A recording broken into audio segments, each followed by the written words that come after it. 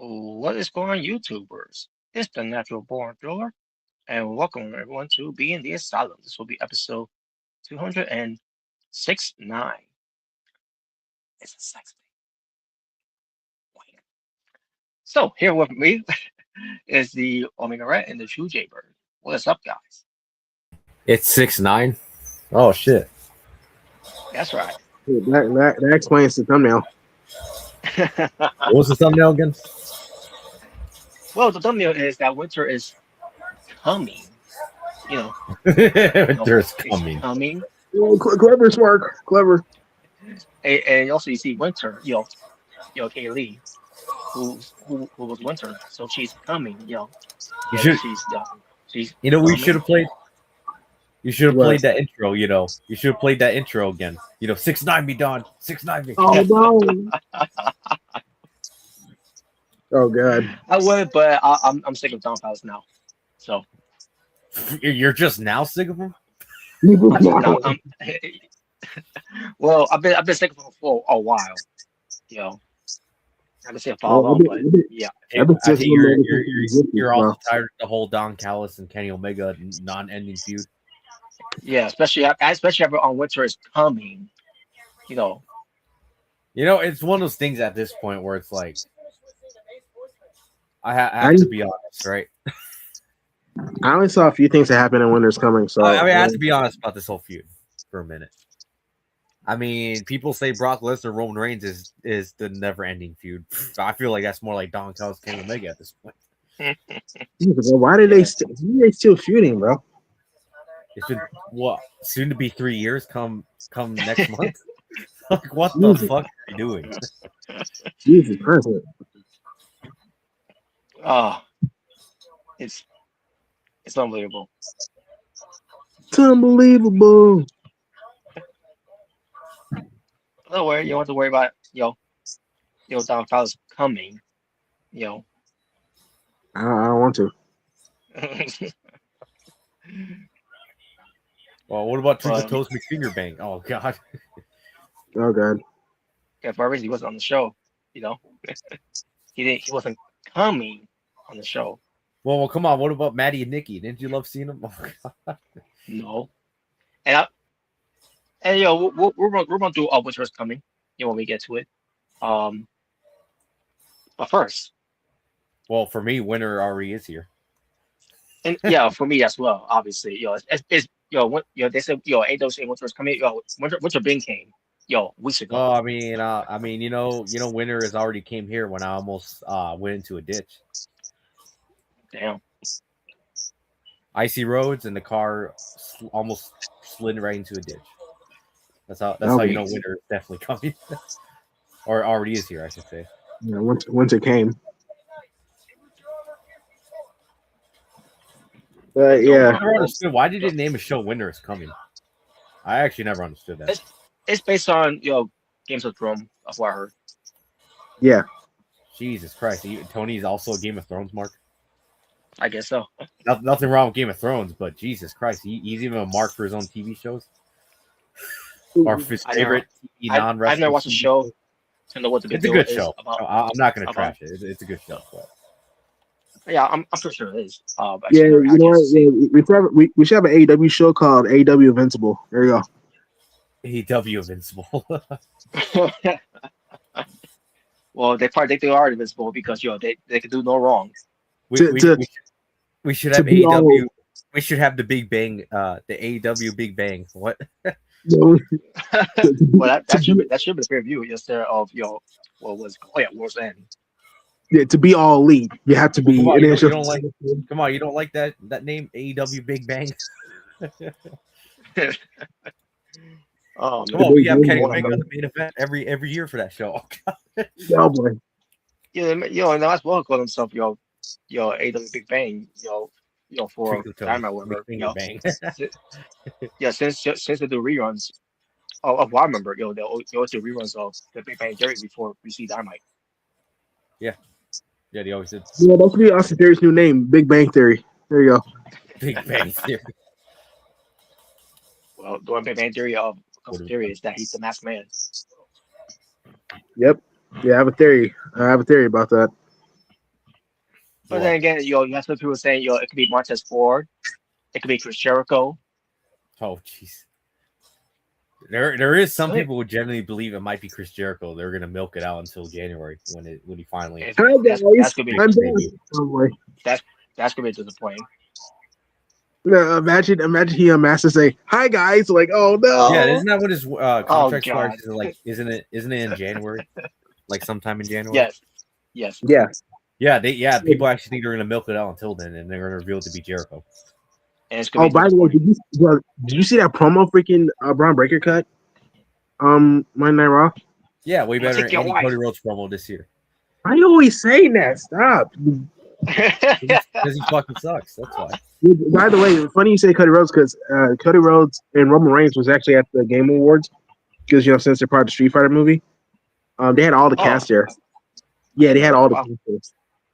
Bro, the dude that plays was it weird seeing Jason Momoa and Roman Reigns together? Yeah, they were there. Yeah, they were together. Jason Momoa was there.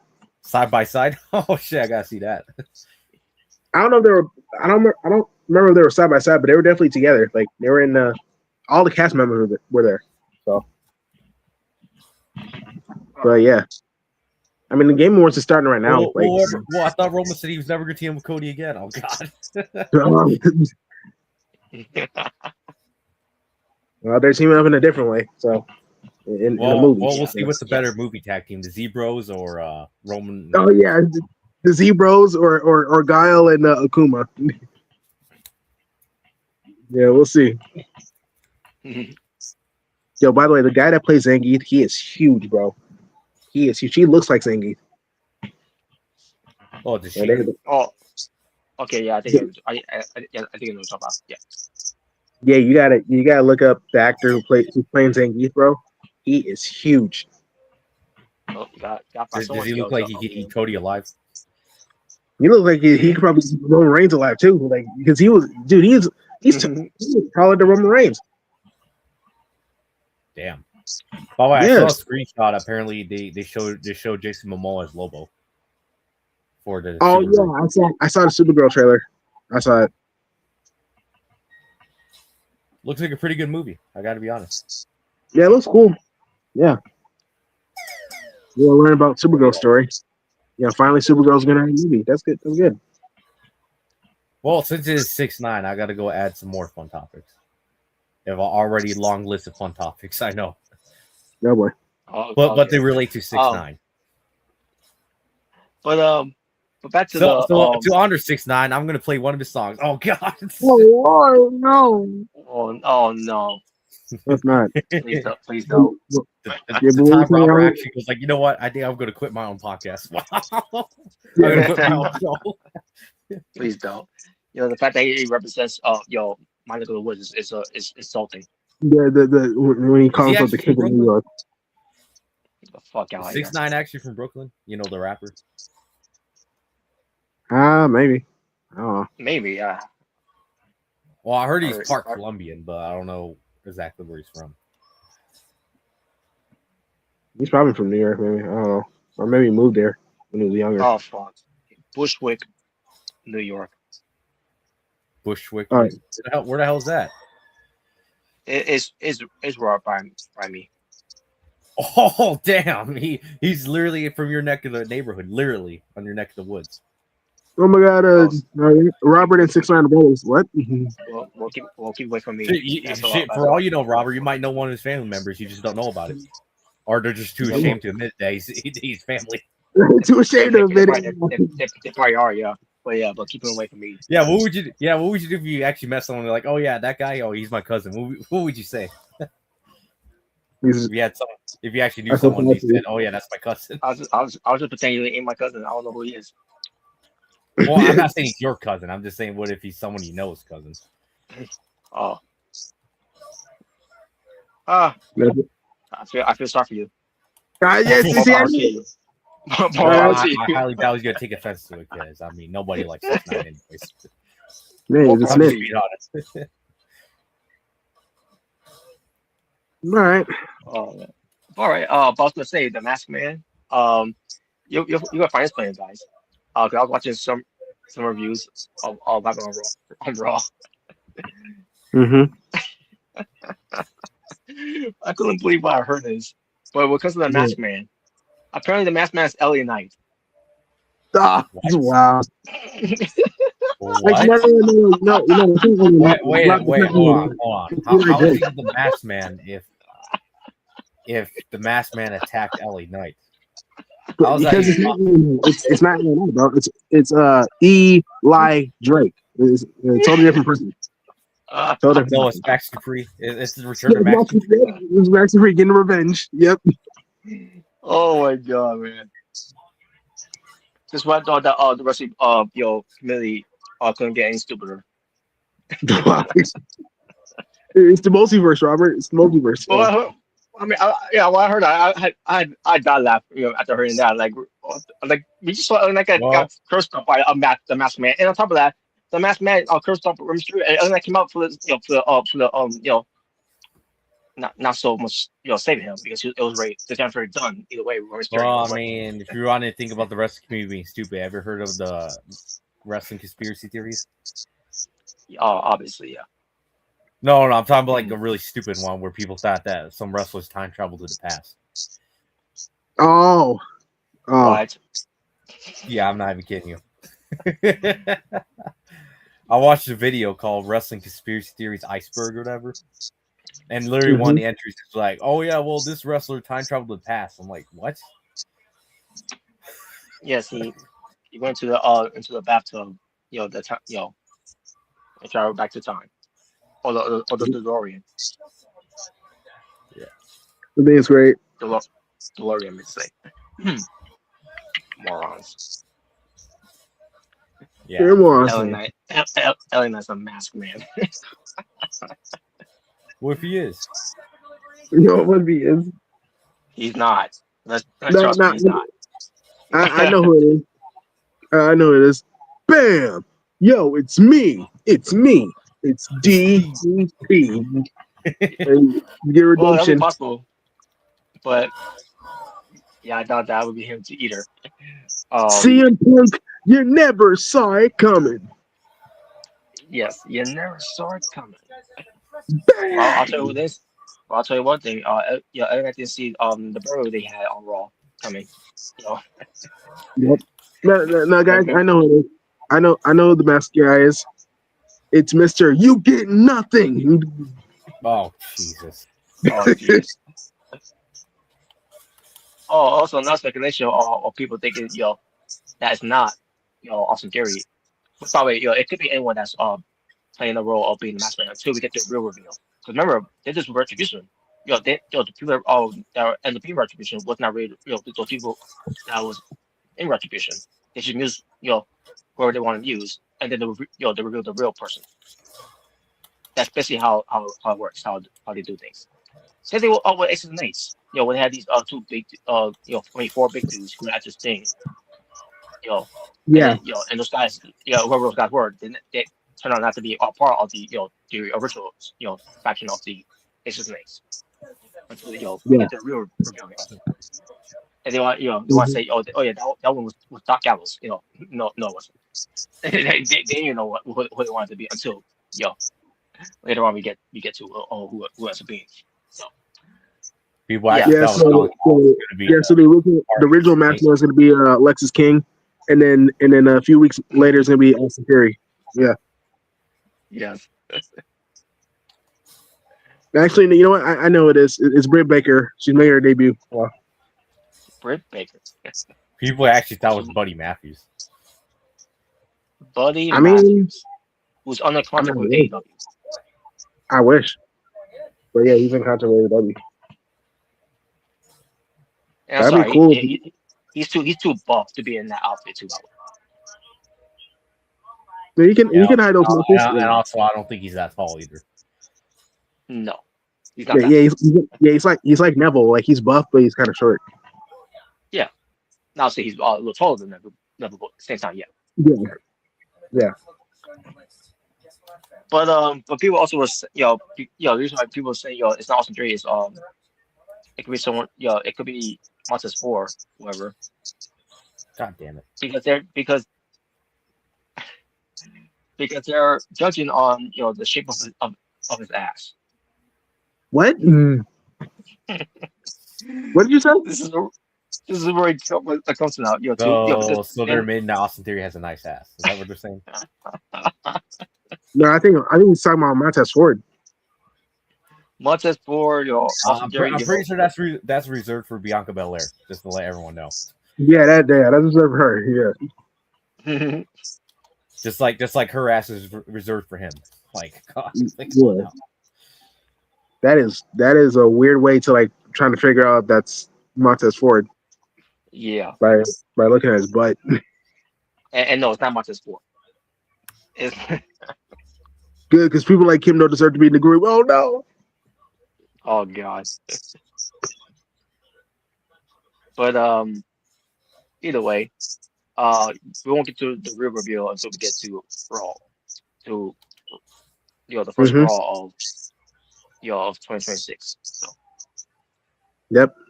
Which I'm assuming that could possibly be where Jericho makes his debut. Oh my God! I'd rather just debut on the Rumble. Yeah, I think he should just reserve for a Rumble. I think it should be awesome. I know Rob would hate it if he gets revealed as the new leader or of the division or something, whatever. Something like that. If he ends up being the masked man, I'm like, that's him. I'm telling you, bro. It was worse. They reveal him as a leader.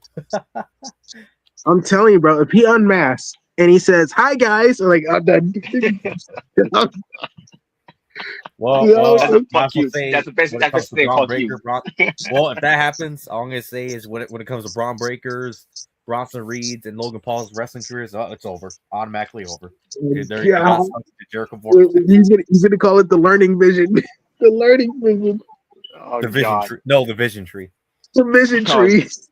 The tree of visions. You know what? The name Vision doesn't sound bad after all. Now I think about it. Yeah, let's hope it's not Jericho, please. No, I'd rather just debut at the Rumble. Return to the Rumble. Yeah, just have him return to the Royal Rumble. You can have him around like WrestleMania or something. Because he'll most likely be there. And then he could do at night. I'm assuming they're gonna do Jericho and AJ Styles probably. Maybe. I'm not interested in that. I'm not interested in anything Jericho does if he comes back to it. You drink it in, man. What if he does listing? But if he does have a program at WrestleMania, he can have a match against Night and Night loses again. There you go. Be more buried. Wow. Well, you got to beat the game. Boy. Of the ring. Unbelievable, man. Unbelievable. You can blame Triple H for that one. No, it's only Knight's fault. Well, he got over. That's his fault. He got more over than me. No, it's not because he got over. He didn't get over enough. Well, let's be honest. It ain't hard to get over than Triple H. Even back then. Well, Robert, you totally forgot my promo from 2002 when I returned.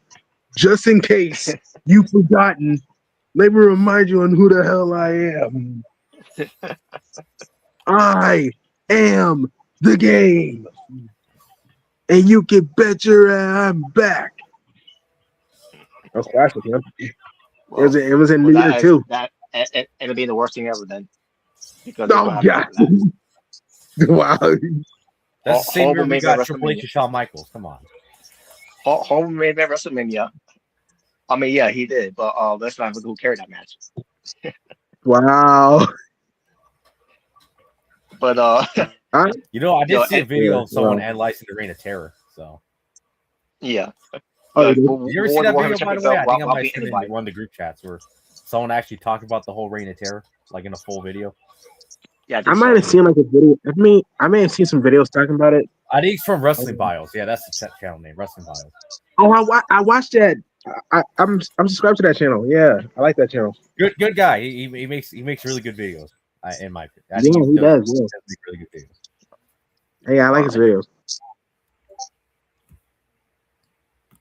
All right, so and I think he has one coming out eventually. It's gonna be called Backstage Fights. I'm like, ooh, I can't wait to watch that one. So AEW, well, no.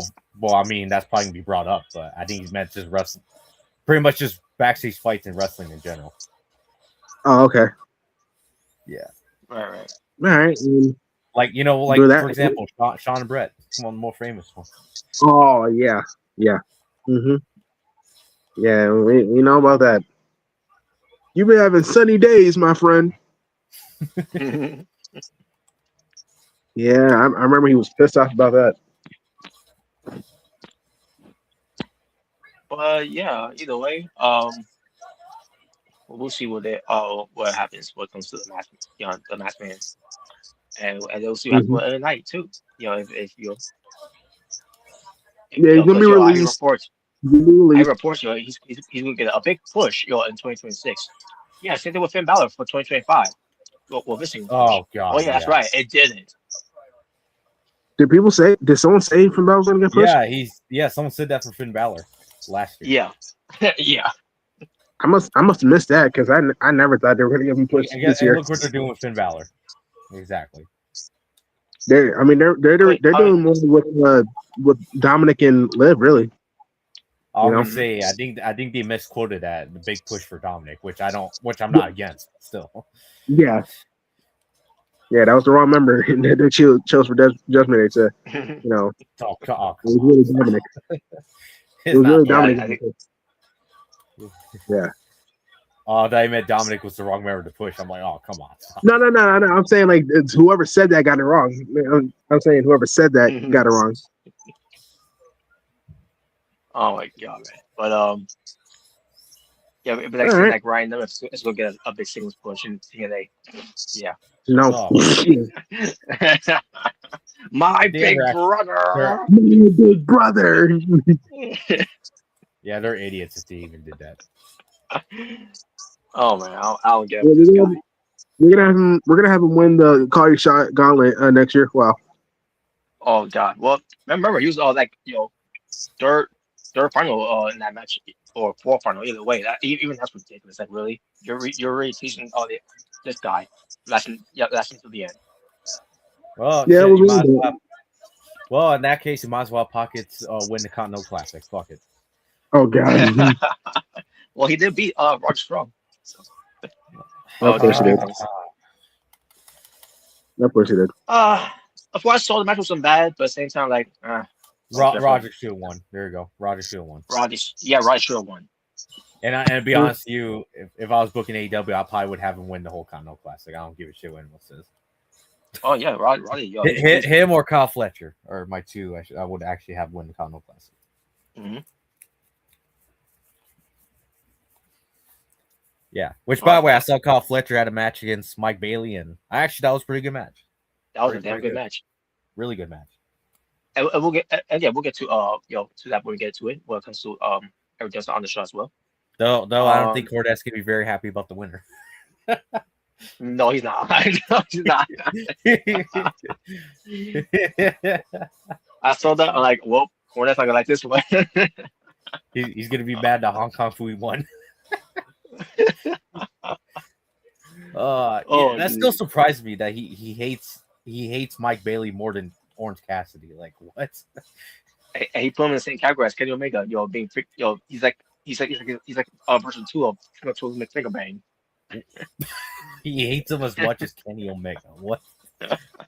We're really in bizarre land now, aren't we? What the hell? Oh my god! All right. And at least he doesn't hate him as much as Russo. So at least he got So he's he's always got no more hate for Russo. But so AWF, give some updates with this. What comes to AWF? Oh yes. Lots of videos. So, indeed, I did watch the gauntlet match. Ooh, okay. And the gauntlet match, obviously, pertains to being normal contender for the Intercontinental title. AWF Intercontinental title. That's right. So, it was first Wyatt Carter coming out. Yep. And he went up against Angelo Winters. Yes, Angelo Winters. And the match itself was all from those guys all first was all right. Mm-hmm. Then Angelo Winters got the win, I believe, with a spear, if I'm mistaken. Yeah, way better spear than Jey Uso's shitty ass spear. Yes. And then Penta came out. Yep, Penta's back. Penta. He's from some Zero Miedo. And when he came out, you have Angelo Winters. This guy really? Facing this guy? Yeah, this guy who beat you, by the way. This guy who beat you, by the way. Well, you got to the point right away. Yes, and I'll get some more of that too. Because after the Winters and Penta, it was competitive. But Penta at the end got the win, and then Tiger Lee. I like, holy shit, we're I haven't seen in a while. Tiger Lee, makes a rare appearance, and these two, I'm gonna say this right now, because the rest of it, that came out after that, did not follow up of what these two did here. Penta and Tiger Lee, even though Penta was very a little warmed out from Andrew Winters, Penta and Tiger Lee had a kick-ass of a match here. Oh, Tiger Lee, yeah, oh yeah. I was like, holy shit. Oh, so you enjoyed it? You really enjoyed that part? Yeah, that was the one. That was I'm not saying the other part sucks, but no, I'm just saying none of them did not follow up. None of them did not live up to what Penta and Tiger Lee did here. So I bet yeah, you they were saw it. You're like, kicking holy ass. shit, this is just a war. This is truly a war. This was truly a war indeed. And then the end, I figured Penta was gonna lose, and I thought he was, but then he kicked out of the Tiger driver or Tiger Bomb, whatever. Yeah. And Penta ends up beating him, and like, holy shit, he advances, and that's The why Penta I say, Angelo, the shit you talked about before, this guy, this guy, this guy who not only beat you, but he beat Tiger Lee as well. Yeah. So yeah, and then he went up against Foxy Knuckles, and Yep. they had a competitive match, but then Foxy Knuckles got the win because he knocked him the fuck out with his punch. Yeah, he did. Oh man! And by the way, the fact that Penta even survived until another finisher, like what the? He's made out. Yeah, he's built different in the game. He's built different. Yeah, he is. He truly is. So then we had Maximus coming out, and he took his time getting in the ring. Very slow, very big. Like, oh my gosh! Like, let me just rewind it. I mean, maybe just fast forward it. Long as you rewind it. What the hell? I meant fast forward. So we kind of get these two, and obviously Maximus was all treated like a big guy. Fox Knuckles couldn't handle him that much. Maximus beats him with I believe the power slam. Yeah, running power slam. Yeah. And then Braun Breaker comes out. Yeah, I mean, it made a monster. It's gonna be a badass that comes out next. The badass comes out. That's right. And they have at it, and they were all having a very competitive match. In the end, Braun Breaker won with a spear. Way better, the best spear in the business. The best spear in the business. And then finally, Angel Martinez, the real main event. Instead of main event, Jey Uso. Yep. Well, this is Angel Martinez was doing a spear, and I guarantee it will look way better than Jey Uso's spear. But but these two have at it, and then in the end, obviously Braun Breaker did not win, and Angel Martinez, I forgot how he won though. The might have been his finisher or signature. He might have been a Code Breaker. Code Breaker. Yeah. Yeah. So either way, Angel Martinez got the win, and now he's the new number one contender to face Strange. We'll definitely can't wait. Definitely can't wait to see that one, can't you? Hell yeah. Yeah, so that will happen at Tokyo Clash. That's when the match will happen. Hell yeah.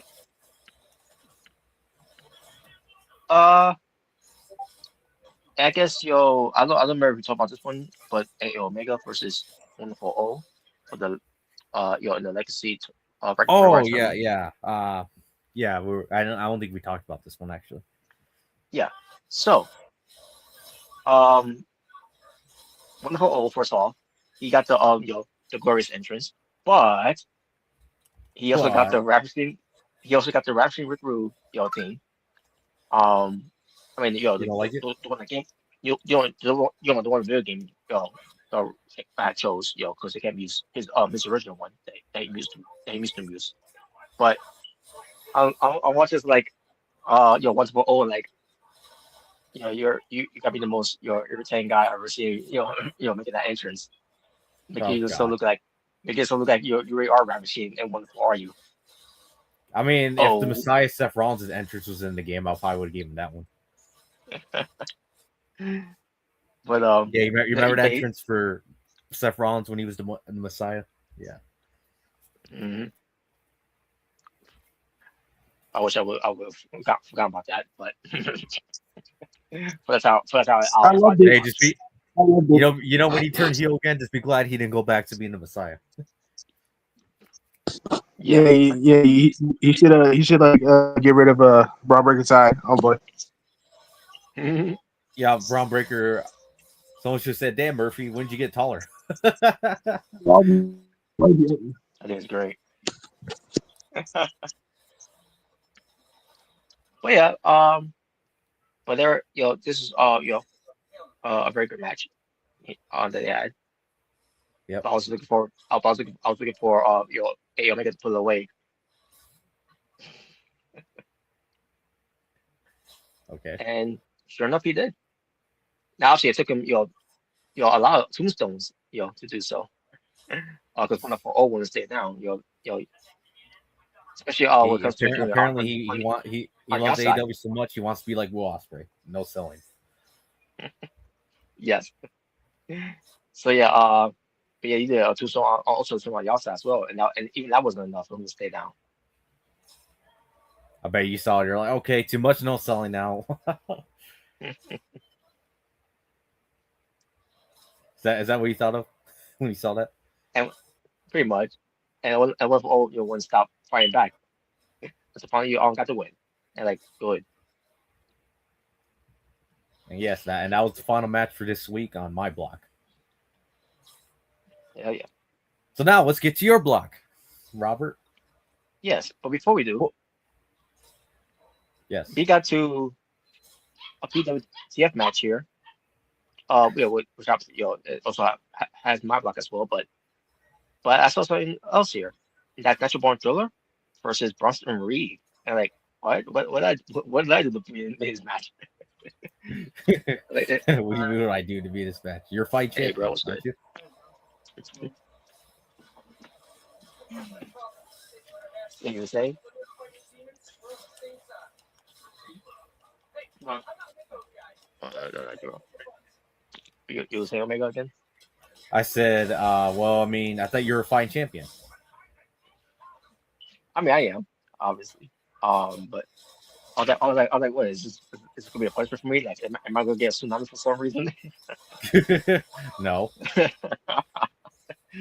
But either way, yeah, I thought this match was all it took me to my limit when it comes to Bronson Reed. Especially before him being out there, being the distraction of the hell, and then taking the turnbuckle pad off and then putting the weapon in there. Yeah, I know. You're disappointed. Like, yeah, this is something Paul Heyman would never do in real life. No.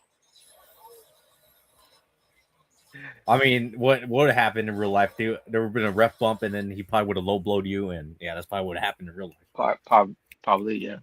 And then you would get a tsunami. Yep. Well, Or no, Braun Breaker would have came out and speared you. Oh God, yes. Well, better getting a tsunami in the rain than on the car like other night did on Raw. So. Oh yeah. Or you know what's better? Logan Paul would have came out and gave you the one lucky punch since he's part of Vision now. Oh yeah, yes.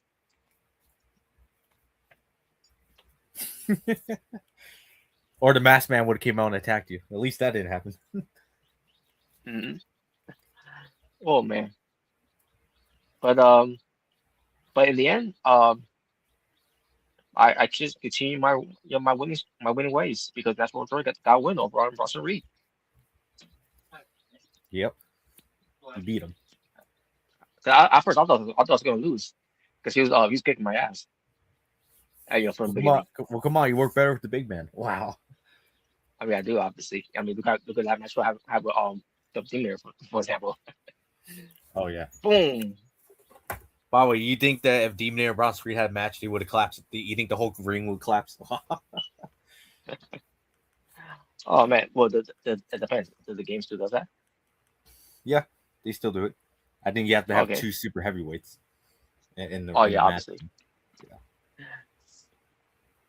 Well, yeah, I think that would be so that could eventually potentially. Well, I mean, all we need is just Mike Evans and Mr. Hughes to have a match against one another. There you go. The ring might collapse for that one. There you go. And it don't matter if you're black or white.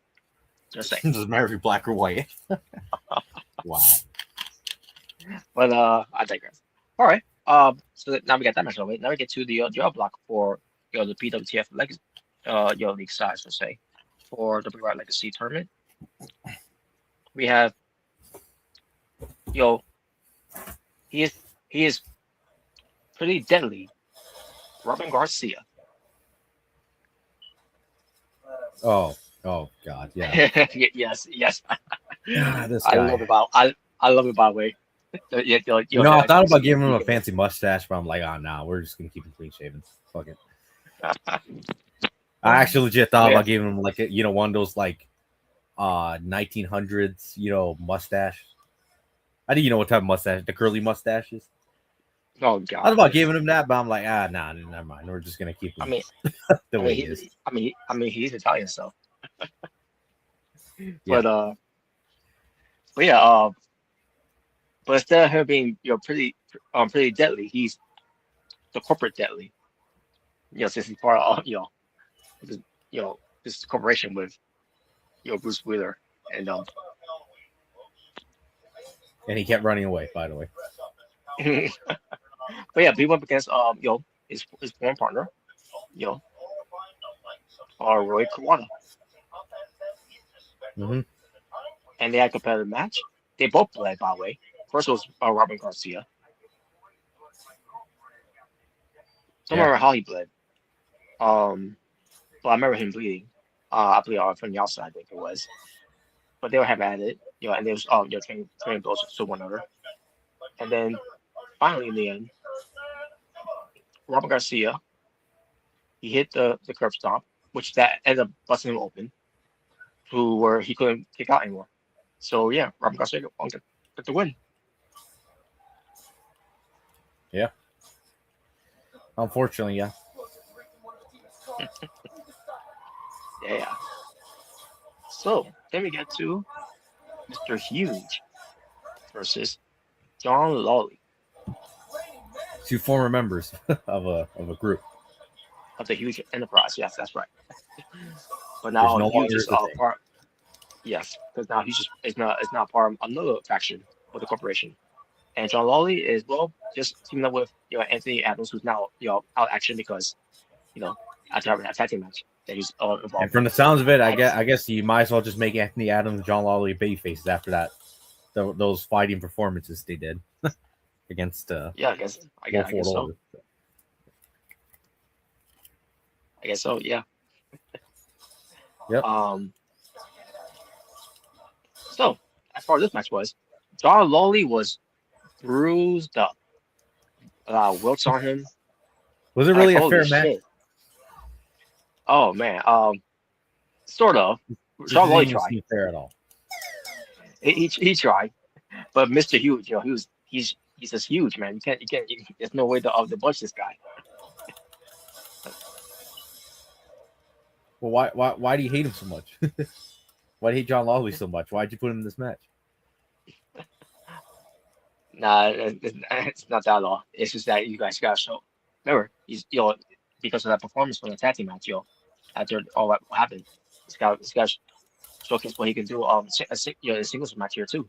So Mr. Huge, against a former employee of his. And Mr. Huge's former alliance does not matter. I guess apparently he did not care at all. No, he did not care. And he tried. So, Robert, are you scared of who are you scared more? Actually, I'll ask you that question later. Continue on. We'll finish off. Okay. We're doing all these. Yeah, I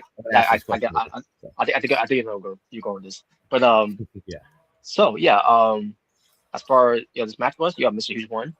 But yeah, John Lawley tried. But he did his best. And I think the Castle game are starting to get behind him now. Because what just happened in this match. Yep. Finally starting to get over. Yep. On his own. Cody Rhodes. Well, the thing with John Lawley, he's getting over to no fault of his own. Because the fans are getting behind him. And as soon as the company sees that, like, oh, this guy's getting over, huh? Well, feel like other night then. I did give John Lawley was in WWE. Triple H would be like, He's not allowed to get over. This son of a bitch, you get beat up by division. Pretty much. Oh man. But yeah, so there you go. Mr. Hughes got the win. And then we get to CJ the Lone Wolf versus Xavier King. Your reaction to their rivalries. Oh boy. And this match was good. And then first off, CJ was bleeding. CJ was bleeding. And CJ got destroyed by the way. He got destroyed in this match. I mean he still holds his own. He still holds his own, but he still got destroyed in this match by Xavier King. Especially at the end. Oh yeah.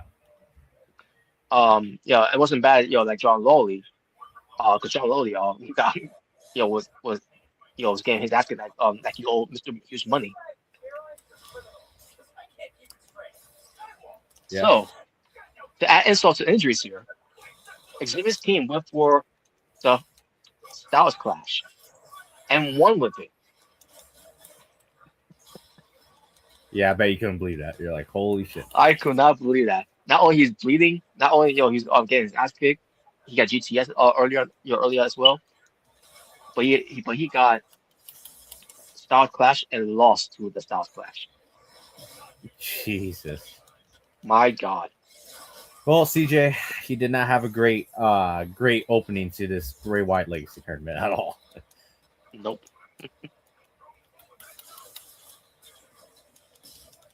So yes. And there was that. And then finally, the PWTF United States Champion, Austin Wright versus Starboy. I think this had to be one of my favorite match of the whole tournament. Oh, this match was something. Oh man, yeah, these two were hell bent to really showcase what they're about. Especially comes to Starboy, for someone who's twice the size of him. And very competitive. And in the end, it was Austin Wright getting the win.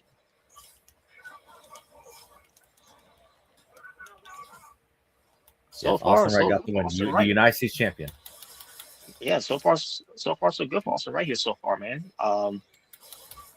When he first started off in in AWF, he had a good showing in that Battle Royal. Then he was winning some matches, but then he started losing matches, and then we got into a new year. Then it seems like he couldn't catch a break. Maybe because the matches was not allowing him to. I don't know. Oh yeah. But thanks to his corporation connection, he managed to get a U.S. title match. Mm-hmm. And guess what? He ended the longest reign ever for Jordan Williams. That's right. He was the one who did it. He was the one. That's right. All by himself, by the way. All by himself. Yep. So yeah, also Rick got one here. So yeah, so far so good. So to keep things up to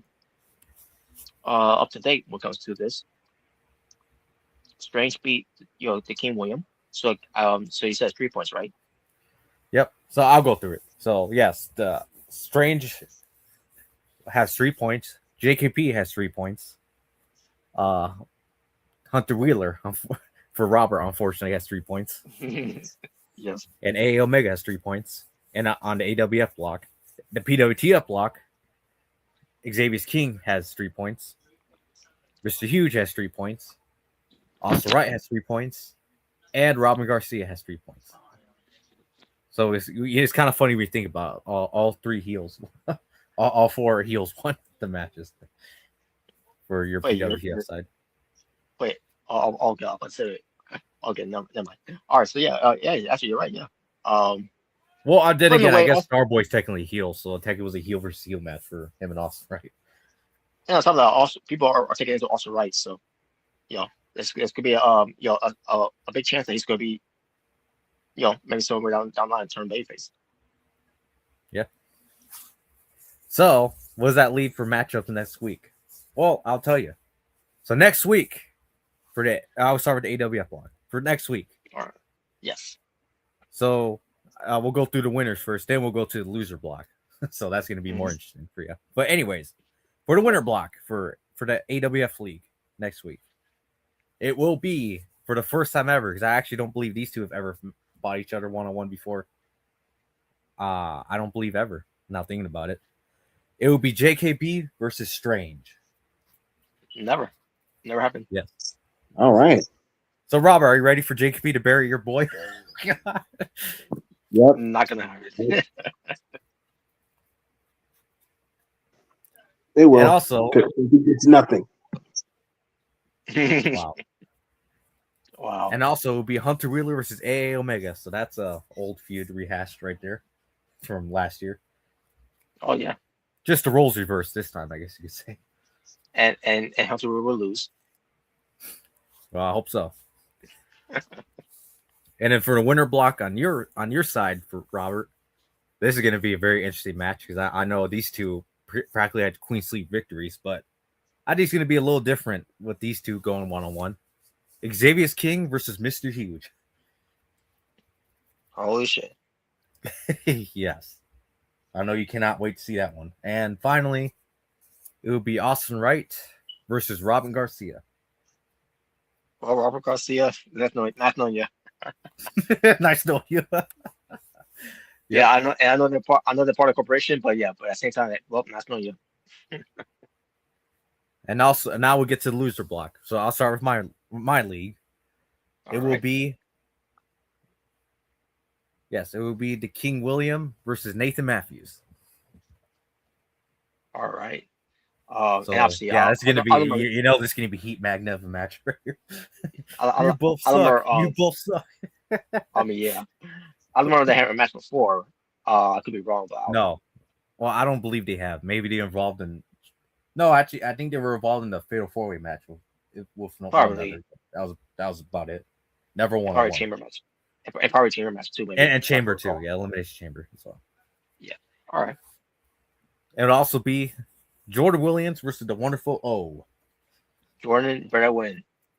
Better win. Why? Because you want to see Wonderful O get knocked off to negative 3 points and have a week suspension of not competing. Yes. Or a week penalty, I should say, of not competing in the tournament. But anyways. Yes. And then now for your loser block. Here we go. All right. It will be CJ the Lone Wolf versus John Lawley. All right. I can't wait to see this match. John Lawley and CJ. I think this one will be fair, more fair to both men, hopefully. More of a fair fight. Probably, yeah. Yeah, we'll see. And also on the loser. Yeah. Yes. And also on the loser block, it will be Starboy versus Roy Kawada. All right. I don't know how that's going to end up being, but yeah. I'm not that thrilled about the match, but I'm more thrilled about CJ and John Lawley though. Well, you're not thrilled about the match. That's your boys. What the hell? That's the boys you created. You're not thrilled about their match. Yeah, but I mean, they might surprise me. I don't know. We'll see. Sounds like an odd matchup, pretty much. Is that what you're saying? That's basically what it is. It's kind of an odd matchup here. So, then again, also right, and Starboy is an odd match. So hey, and I enjoyed that match. So let's see this one mess up for me wrong. Yeah, we'll see. All right. So far, so good. And where the hell is JKP? I don't know. He ran away after he found out he's fighting Strange. He's right back in his bag, so get ready to head to Mexico. The Mexico. Oh man. But yeah, those are the matches up for next week, and that's going to be the winner blocks and the loser blocks matches, pretty much. Sweet, awesome. And if the win, and obviously if the losers win, they get 3 points. But if the losers lose again, like I said, there will be they'll go knock down the negative 3 points, and they'll be under a 1 week penalty of not competing in the tournament, which is gonna may not sound too bad, but the thing is that's gonna definitely get them to a disadvantage. So eventually, once the next week happens, so So CJ, you better count your You blessings. better win, or you're gonna get the 1 week penalty and get negative 3 points.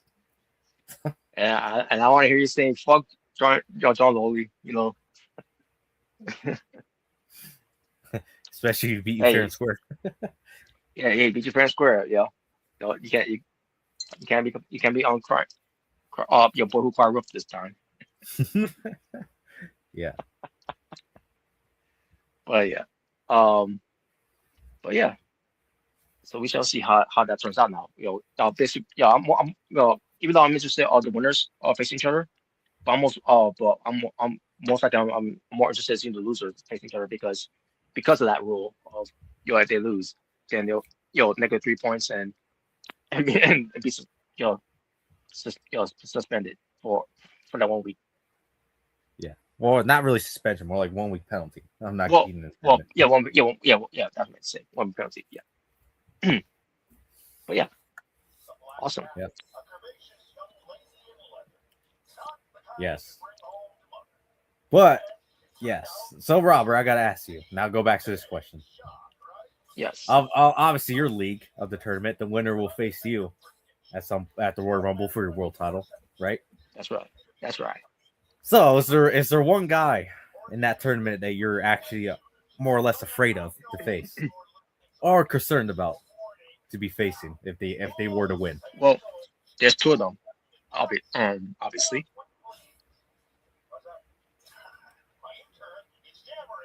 Yeah, I think you know who those two are, by the way.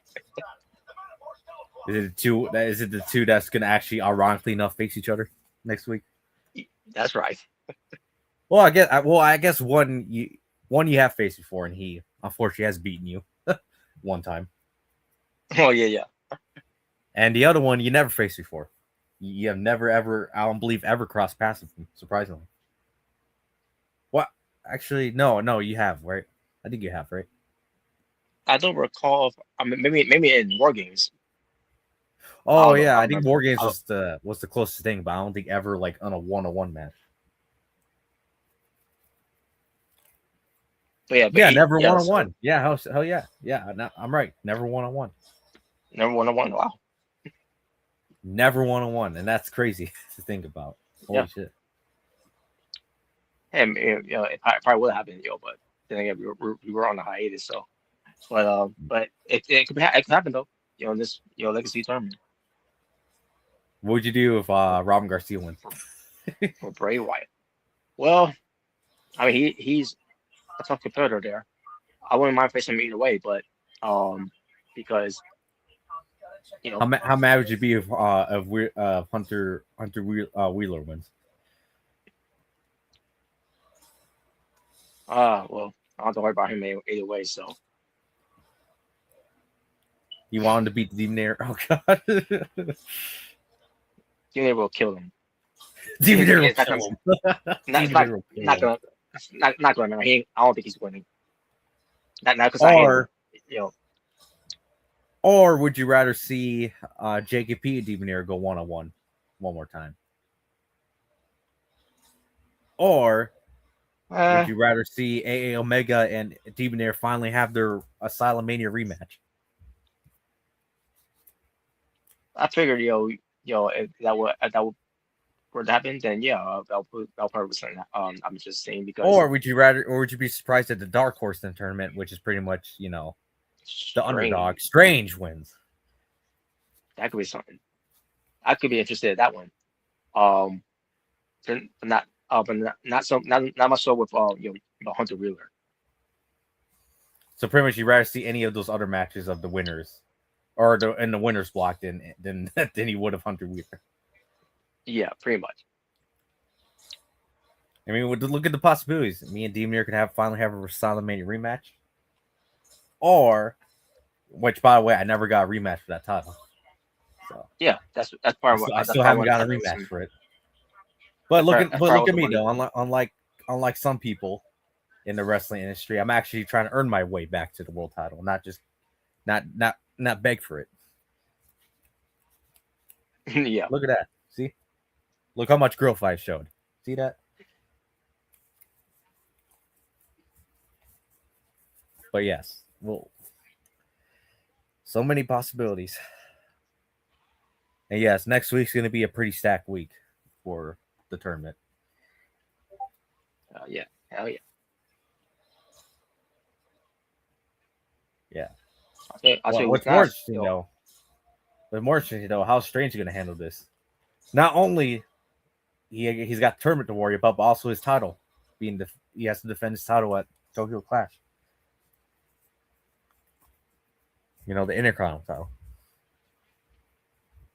Yes, indeed.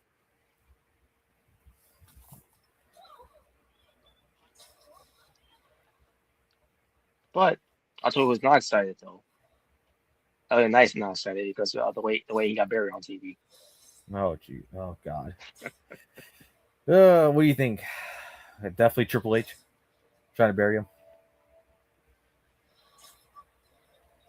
The same way that he did with Karrion Kross. He has to beat the game in the middle of the ring. I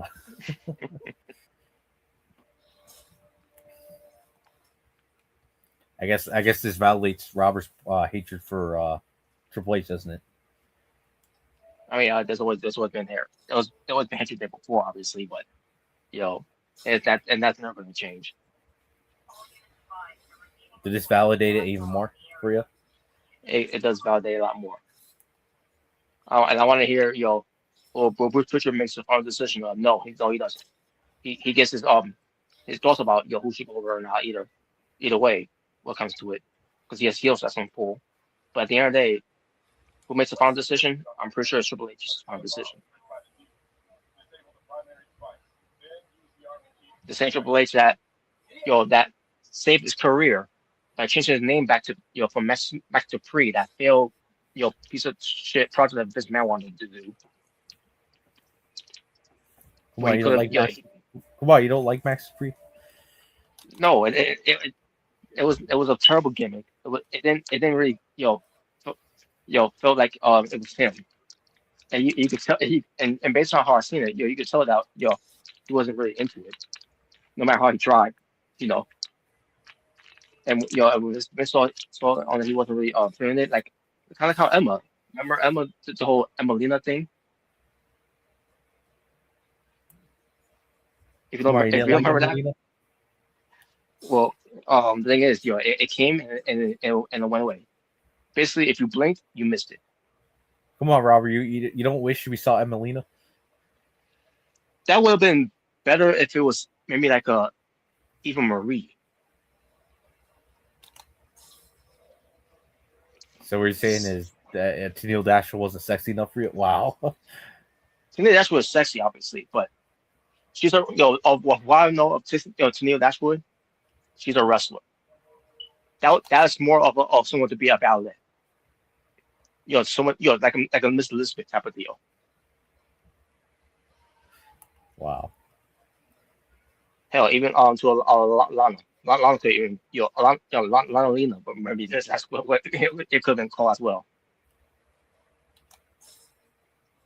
The point is that was not, she did not feel comfortable with that gimmick.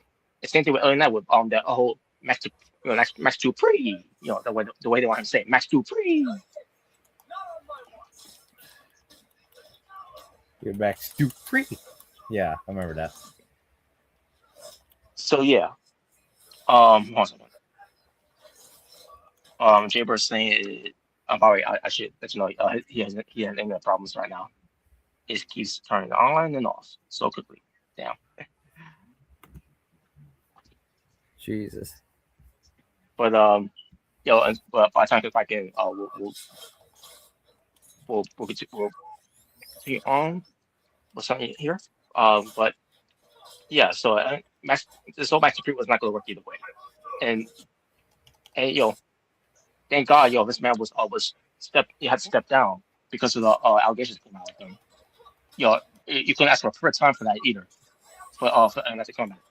When he slowly, obviously she slowly came back. Same thing with Gunther. Not saying they give him private gimmick. I'm just saying Gunther could have been fired, could have been sent back to NXT or worse fired because something that happened with him or R-Truth. On 4th of July, whatever. I don't know. I don't know. I didn't even know what what was going on at the time. I don't remember what was the story of it at the time, but I don't care. The fact is, best man will just find any reason, to push you, and then when you do something that he doesn't like, whatever else, but maybe his excuse was, he get bored of it, and then he just move on.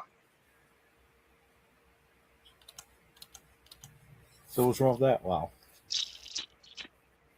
But he gets bored too quickly. Then if you're invest something with someone like a Gunther, and then I just give up on it. Like with Sean Benjamin, the whole thing with him backstage, smiling for no reason, why he's being asked a question, and then he walks away.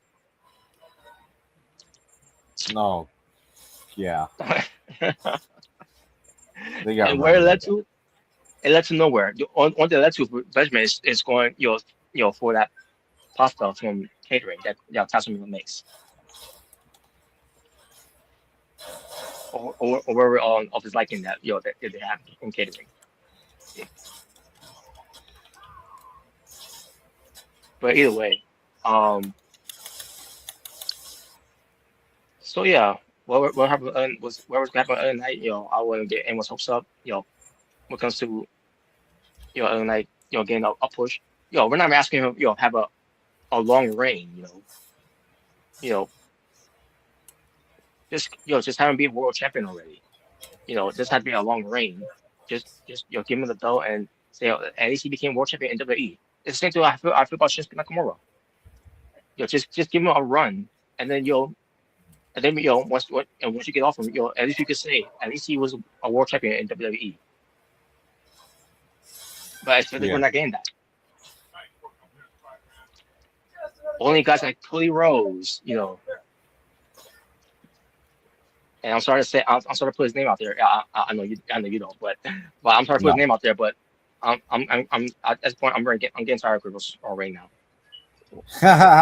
Finally, you see what I mean? You see what I mean? Same old shit. Drew McIntyre, that's gonna be the story. Him, Cody, and Drew.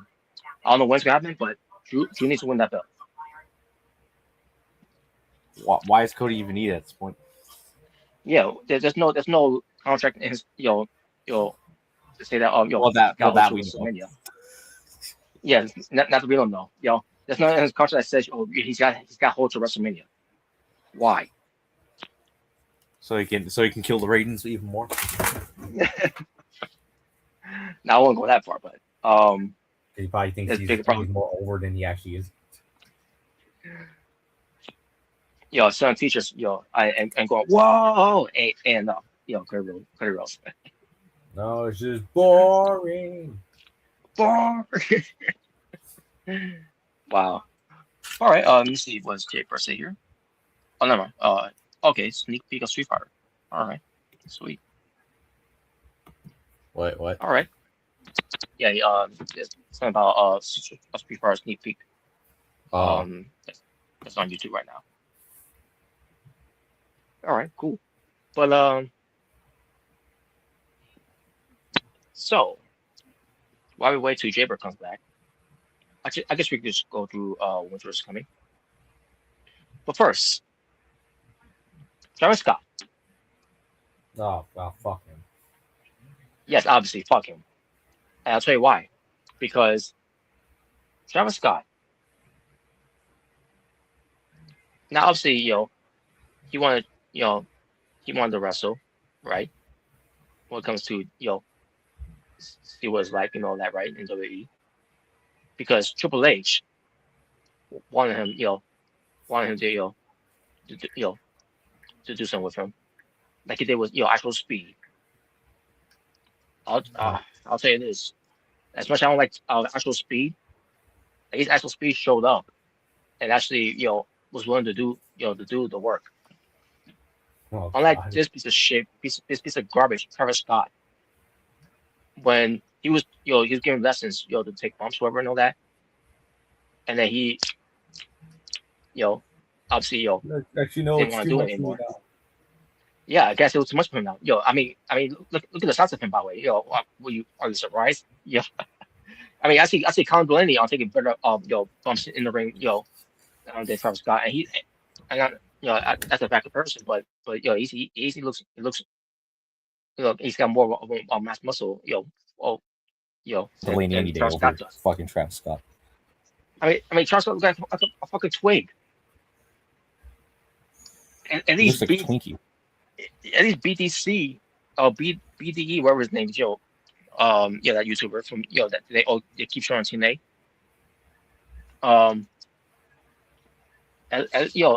because at least he looks like he's in he's got more muscles than Travis Scott. Yeah. And he's a YouTuber.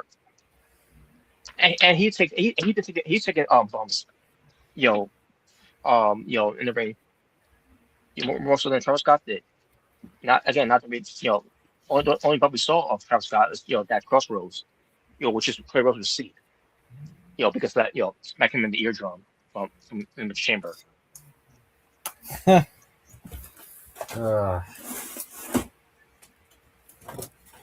God. But basically, there was a story about Travis Scott that basically just not only he no show when it comes to doing more trainings whatever for to do bumps whatever, and then he goes to them, and that's why the companies decided to do what they did, for anyone like a Drew McIntyre and whoever else when it comes to going interviews And by the way, for those who are wondering who leaked the information about Travis Scott no showing, funny enough, of all people, is Logan Paul. Yeah, which he's still cool with, by the way. Okay, whatever. I don't get it, but whatever. But so for anyone, any AEW stars, that goes on interviews, whatever, podcast, whatever, and they, and if for a reason, Travis Scott's name has been mentioned, it's up to them if they want to, if they want to do so or not. Bury him, bury his existence, which I'm fine with, by the way, because fuck him. Exactly. But it also reminds me of what happened with when WWE bring these celebrities, and I think something about Nick Khan says about this. I don't remember if it was Nick Khan who said this or Triple H, maybe, I don't know. I'm pretty sure it was Nick Khan. When it comes to we're bringing celebrities, you gotta make sure they're wrestling fans and all that, and they're committed to doing what we do, and like a jelly roll. Yeah, you put us over, we'll put you over.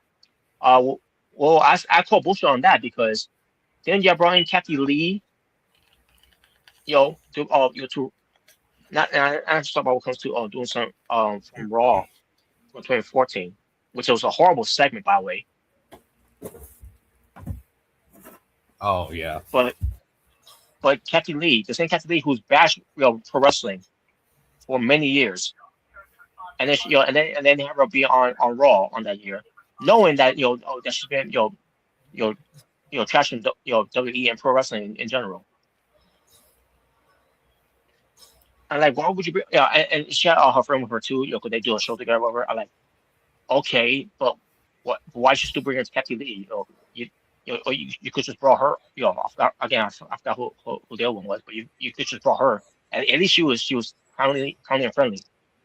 But then after the whole segment was over, and then Kathy Lee, I think she went on Twitter or whatever, and she basically talking about how bad spirit she had over there, going to on a wrestling show, like and she and like I like, then why'd you went there? Why'd you went there in the first place? Obviously because you got paid. It's like what? They pour a gun on your head, like they force you to go. Were they holding hostage, son? Obviously, you came in because they paid you good money. Yeah. And that's what they do, and that's what it's all about. It's paying them good money to come in, and that's how Travis got his foot in the door. The same door he came in, the same door that he left on terms because the company decided choose him of all people to be involved of a WrestleMania main event that went downhill. Yeah. And I'm not just I'm not just gonna blame Travis Scott. I also blame The Rock. I also blame The Rock too because The Rock, it's the one who set this whole thing up for Elimination Chamber before what happened. And then he did damage control, say, "Oh, I was not, after I did Elimination Chamber, I was not needed." Basically, just left us high and dry. So Rock, I'm not saying it was all just Travis Scott. It was Rock's fault too, and on top of that, Triple H's fault too as well. Mister, here, he doesn't, some, he got some creative ideas, and he's got his own creative team, but wherever the creative team he had, working on that show was not working at all. When it comes to that main event, but that main event stunk. Yeah. It was trash. Jay Person here. Yeah, my internet isn't working right now. Well, we're still here. We're great to talk about which was coming, but before I do, again, Travis, the point is with Travis Scott, he didn't have the the heart for to do what J. Will did. No. And originally, it was supposed to be Travis Scott team up with John Cena and Logan Paul for Money in the Bank against Cody Rhodes and the Usos. That's why we had Jey Uso team with Cody to face Cena and Logan Paul.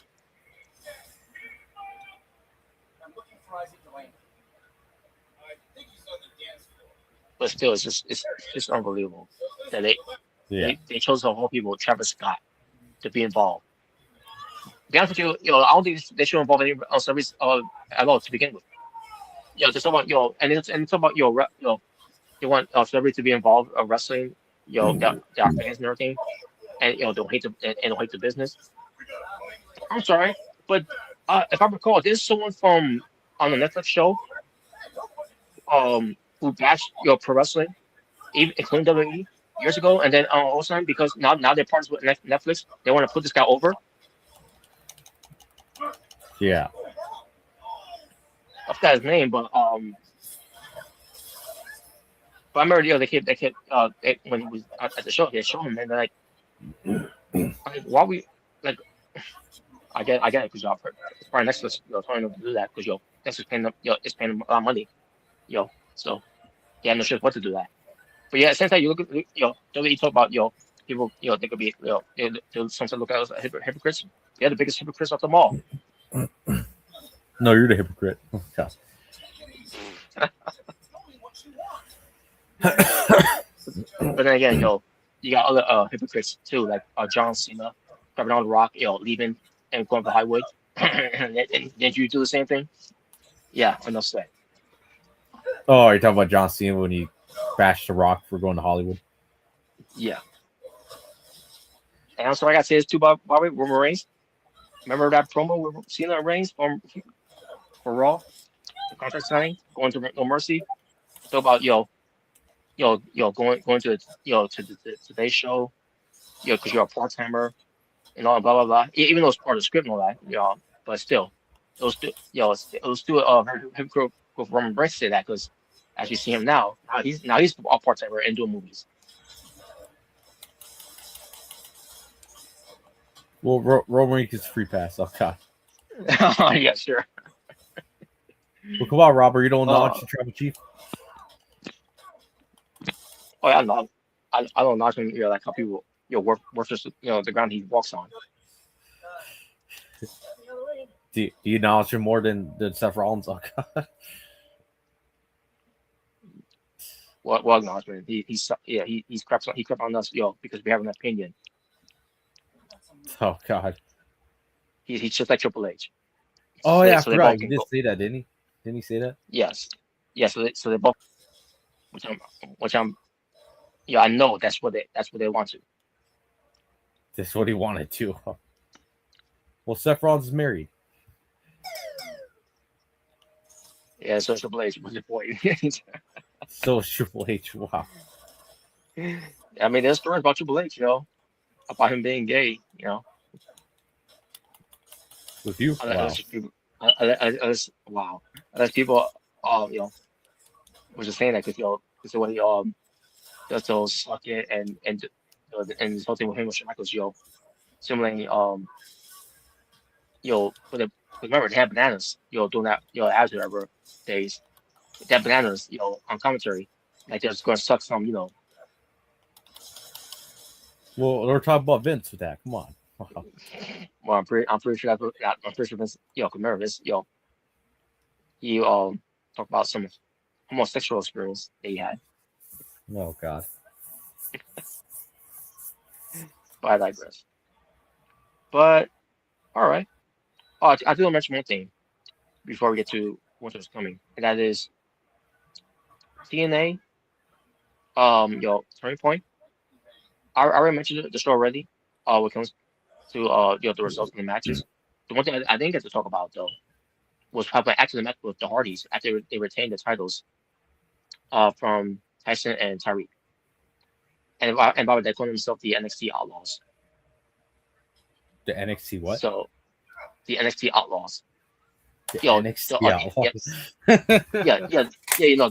that's the NXT guys that they're invading TNA. Oh Jesus Christ. So that's what they call them now. They're NXT Outlaws. So there you go. Maybe they should call them NXT No More. I don't NXT no more. know. Oh man. But I gotta mention this because there was something happened before the match too, by the way, when the Hardys was getting ready to have the match for now, and then there was some written message that I forgot what it was, and then it went away, and then the match ends up happening, and then the match was over with the Hardys retaining. Then all of a sudden the lights went out again, and then they show something on the Timetron, and then they show a written somewhere in the middle there, wherever, that says righteous. Oh yes. Oh, okay. I think I've seen this clip actually. Yes. So yes, it was the righteous that used to be working for AEW, which is probably they're not no more. Basically they're AEW no more. Or in this case, yes, or All Elite no more. Or remember, or in this case, because they were so basically they were a part of the. They're back to being Arn no more, especially Vincent. Oh yeah. Were they actually part of that group, like both the guys, or was it just one of them? It was just Vincent. Yeah, it was just Vincent. But Dutch. So yeah, Dutch is is with Vincent in TNA. So yeah, Vincent is back in TNA with Dutch. So because obviously their AW Ring of Honor run, working under Tony Khan was a fail. Not because of them. I'm not talking about. I mean, they could have been utilized way better, but nope. Of course, they couldn't. Yeah, they could have been used way better than what they were. But Tony Khan they had potential to be a great tag team in AEW. Exactly. But no, they fucked it up. But you know what my theory is? I think the Young Bucks were jealous or maybe the Young Bucks are scared they were going to take their spots. Let's be honest. Probably, yeah. Because let's be honest, both Dutch and Vincent are way better wrestlers, have way better charisma than the Young Bucks. Let's be honest. Yep. So the Righteous are there in TNA, which is a good. And they actually look like actual men that will kick your ass, unlike the Young Bucks. Exactly. And they get to keep the music, by the way. They get to keep the music. When it comes to snapping the fingers and all that, that's great. I love it. So it should have been I'm the Righteous and then generic Rock. Oh God. Well, once the TNA deal is done, they could change it to NXT. When they go to NXT. Yes. We're the Righteous and it's generic Rock. Well, at least 100 kept his own thing. For now. Yeah. So they decided, to do something different. Which I would not do anything different with 200, by the way. Well, I mean, I think the theme song is made by him and it's licensed by him, so Pretty much. Yeah. I would assume he would be able to use it no matter where he was. Yeah. Kind of like R-Truth with his "What's Up" theme song. Oh yeah, that's right. Yeah. So yeah, so they came out and they did their thing, and yet the crowd was chanting, "Who are you?" Oh God. And that's a fucking problem, because AEW did them no favors at all. I hate that they chanted that.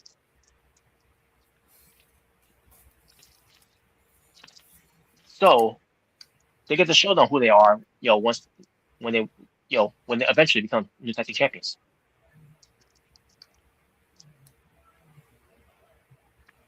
And when they do, it's knowing the Tony Khan fumble. Another Tony Khan fumble. Yep. Yeah, but knowing these people, that goes to TNA shows, they would not know that, because if I, because based on chanting who are you, we're not gonna get that chant at all, unless some fans that do know them would actually will try to get that chant going somewhere, somehow. But yeah, so that's based on Rumble. So the practices are here in TNA right now. They look at target the Hardys. While the Hardys also being targeted by the NXT Outlaws as well. They're also dealing with them, and we gotta see how that transpires now. So now with that out of the way, AEW winter is coming all over. Sorry, but AEW Dynamite, it features winter's coming, 2025. I'm sorry, after the first winter's coming, which was the debut of Sting, and that was during the pandemic. Yeah. Nothing followed up winter's coming after that. They didn't even try, years later after that. Well, come on, you don't love the name? The name would meant something. I mean, it didn't make sense when Sting came in, because it was unexpected. We didn't know he was going to be there, because we actually knew at the time that his deal with WWE was up, and that was it with him. Yeah, we're not going to see wrestling anymore, because he getting out his quote unquote retirement, even though we all knew it was all bullshit. But we never expected Sting will come to AEW, and when he did, we were all happy. Obviously, you have some people that weren't happy because Sting's in AEW, he's a traitor, blah blah blah. Like, oh God, the tribalism is real.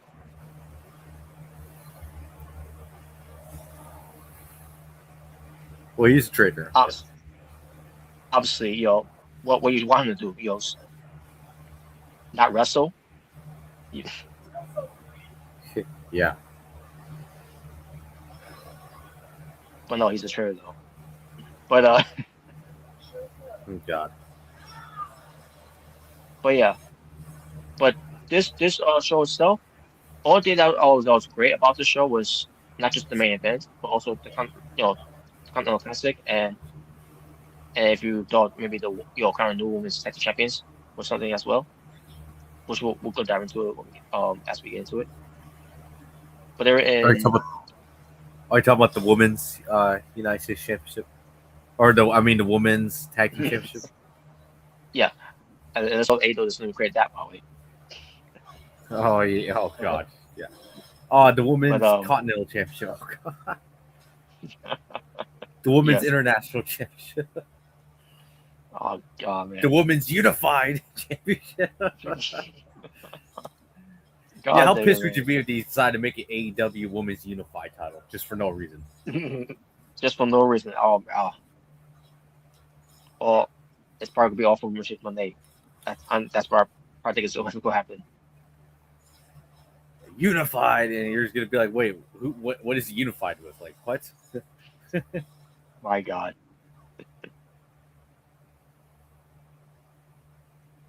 Well, not that matters anyway, because once you get unified, the belts are going to just be shown as props, and it's not going to be defended separately. So yeah, Well, I mean, Steve Richards says the phrase like, if everyone's a champion, then no one's a champion. I mean, honestly, he's right.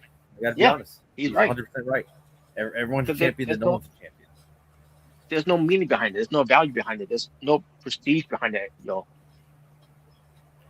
I think the idea of a national championship would have been bad if it was like 2020 when AEW was first starting out.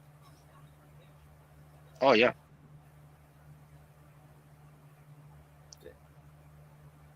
Well, what if someone says, why do you hate on the unified title but not the international title when it first debuted? Oh God, We didn't hate on it. We actually thought it was good. And then they stopped doing the whole thing where you could defend it overseas. Just to push Orange Cassidy.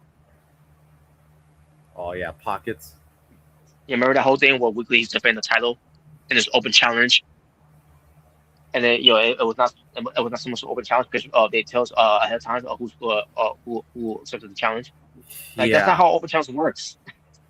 Well, come on, you didn't love that Pockets was in the match. The thing about this too, and not only that, but he always opened the show. He was the first one to open the show. That's what people were getting tired of it, or of seeing him open the show. We also opened the show, end the show. Yeah, I think it was the point that he also ended the show.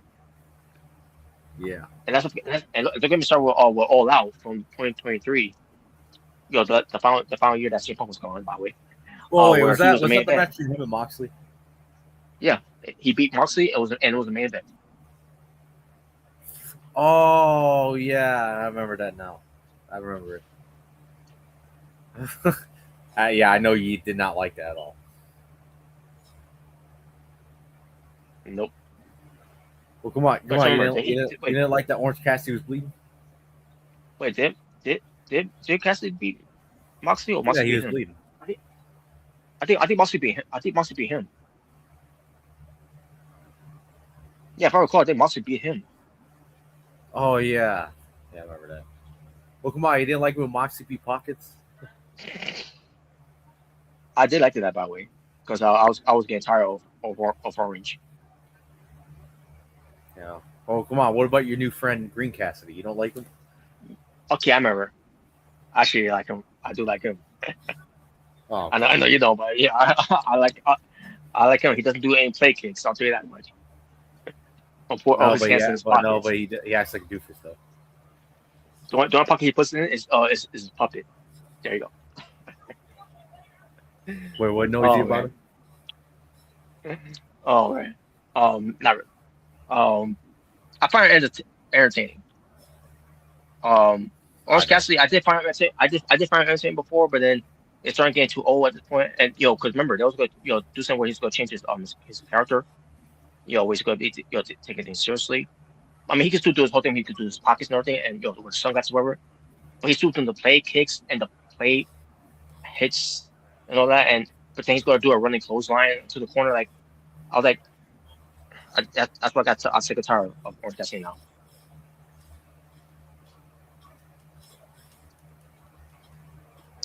But yeah. But anyways. But yeah, Moxley did beat Orange at All Out from that year. Yeah, now I remember. But anyways, so AEW Dynamite winter is coming. They're in Atlanta, Georgia.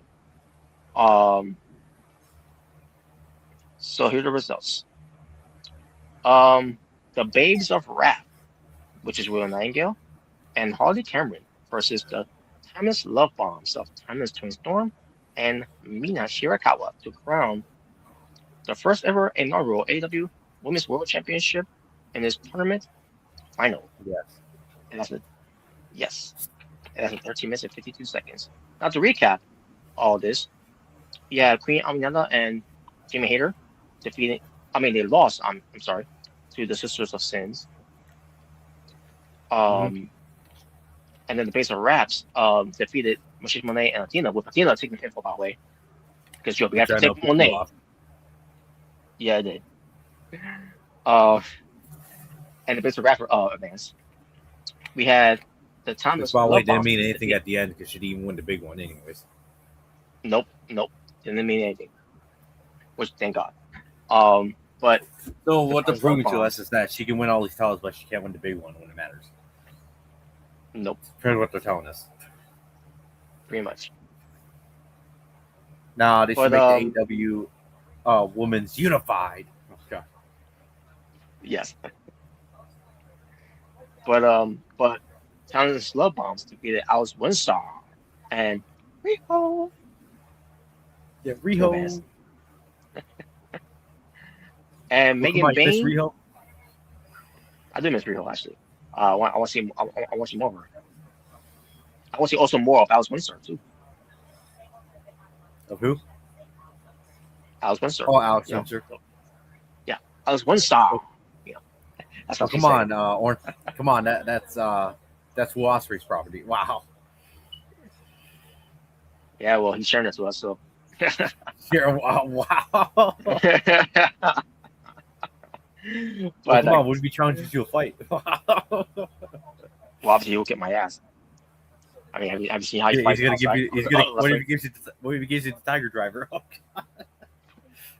Man, he might even give me him blade a stiff way like he did to Colin Ibushi from Wrestle Dream. I mean, not Wrestle Dream, Wrestle Kingdom. Yeah.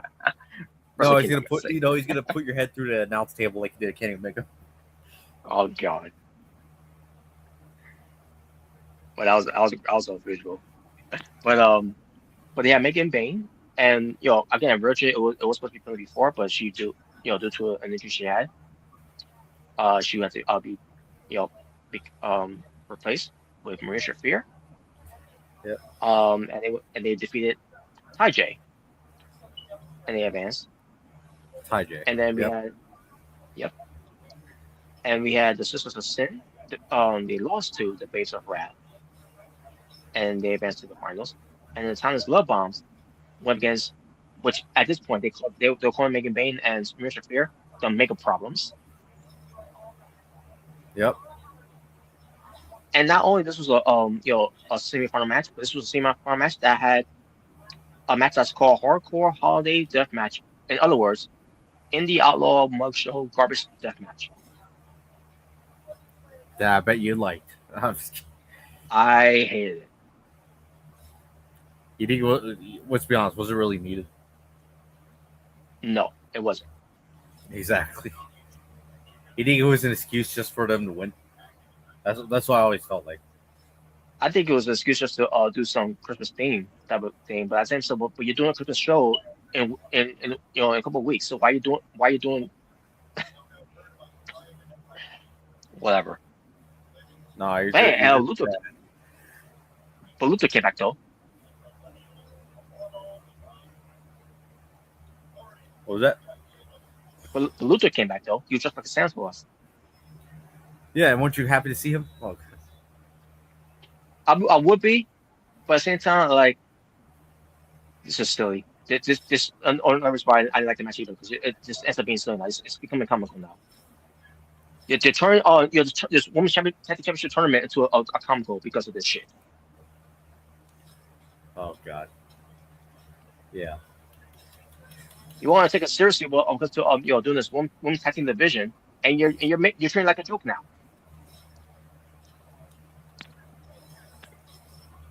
But anyways, No, you're just a hater. Actually, yeah, just like it. So we finally get to the finals here, and I thought the match itself was good, but Yeah, what's the but?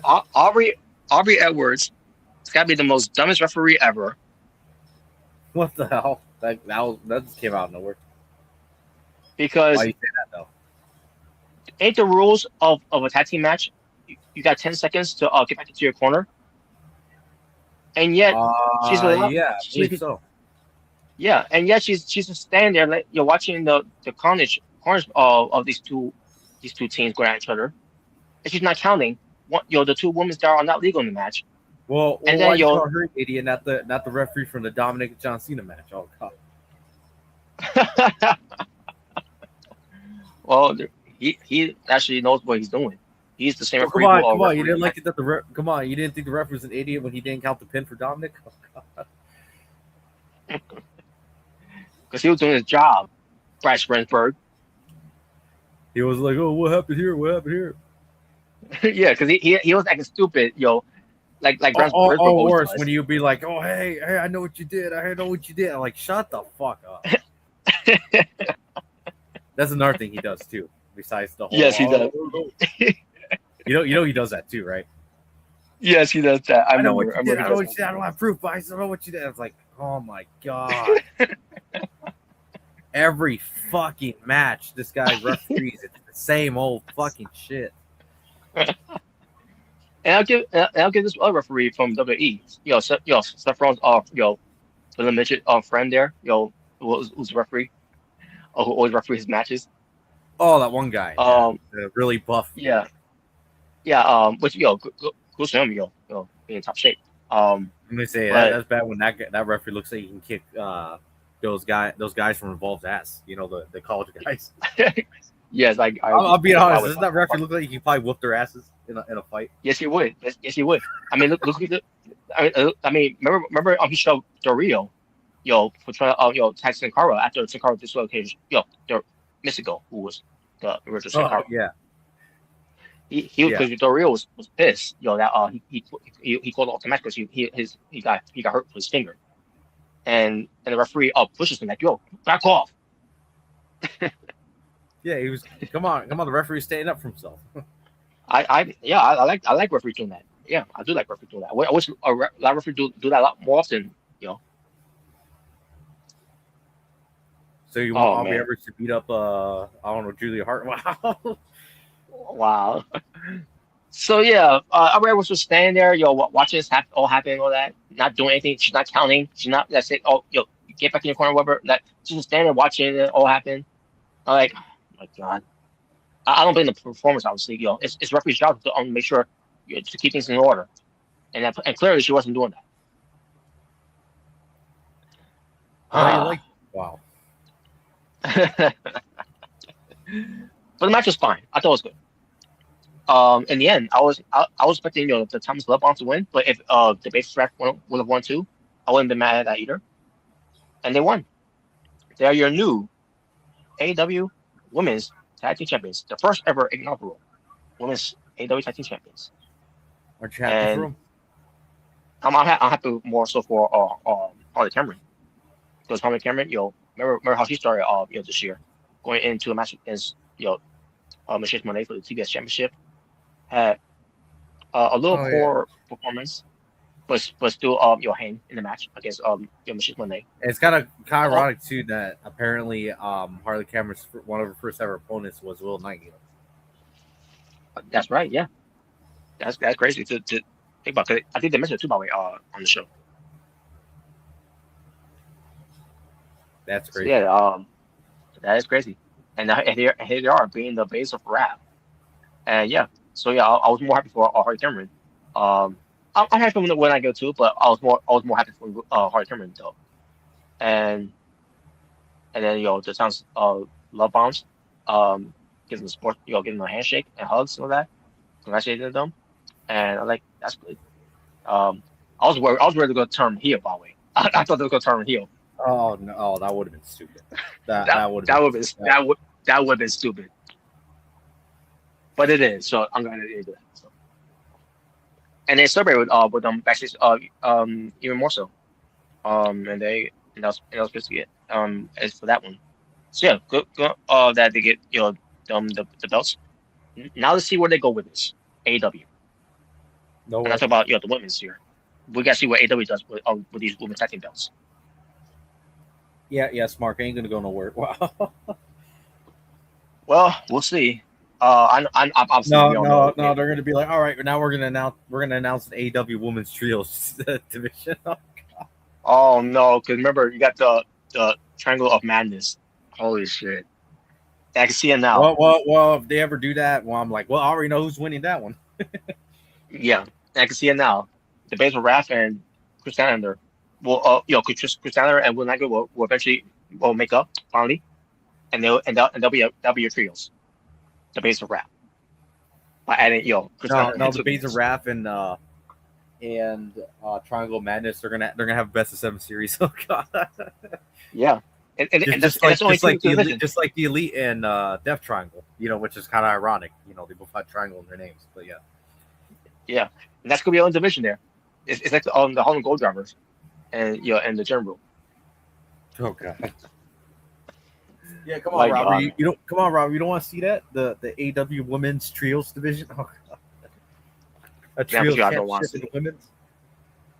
To be honest with you, I don't want to see it because if we do, what about AEW Women's Unified Championship? No. You just say no. You could do the Continental Classic with the women's, and not make a belt. Just have them whoever wants the Continental Classic, and just challenge the Women's World Champion, whoever that may be. No, they make it complicated. They would just make a Continental Championship women's belt. Probably. God. And instead of a crown, or worse, they would just put whoever the AEW Women's World Champion is in the tournament. It's like what? Oh God, yeah. Now thinking about it, if Okada doesn't even make it to the finals, does that automatically mean his title's vacated? That's what I'm wondering. Oh yeah, it does. Once he, does that mean the title's automatically vacated, and then whoever wins the finals actually becomes a new champion? Is that? That's right. Because he never explained it. How what happened if the champion actually doesn't make it to the finals? I don't think they ever explained that. Which is not the problem. That's the problem with this company. They don't explain things to you. Yeah, I mean, have you ever been interested in that too? You kind of wonder, so that's a good question. What happens if the champion doesn't make it to the finals? Does that mean the title's just vacated and then the new champion is crowned on the finals? Like, what the hell is going to happen there? Yeah.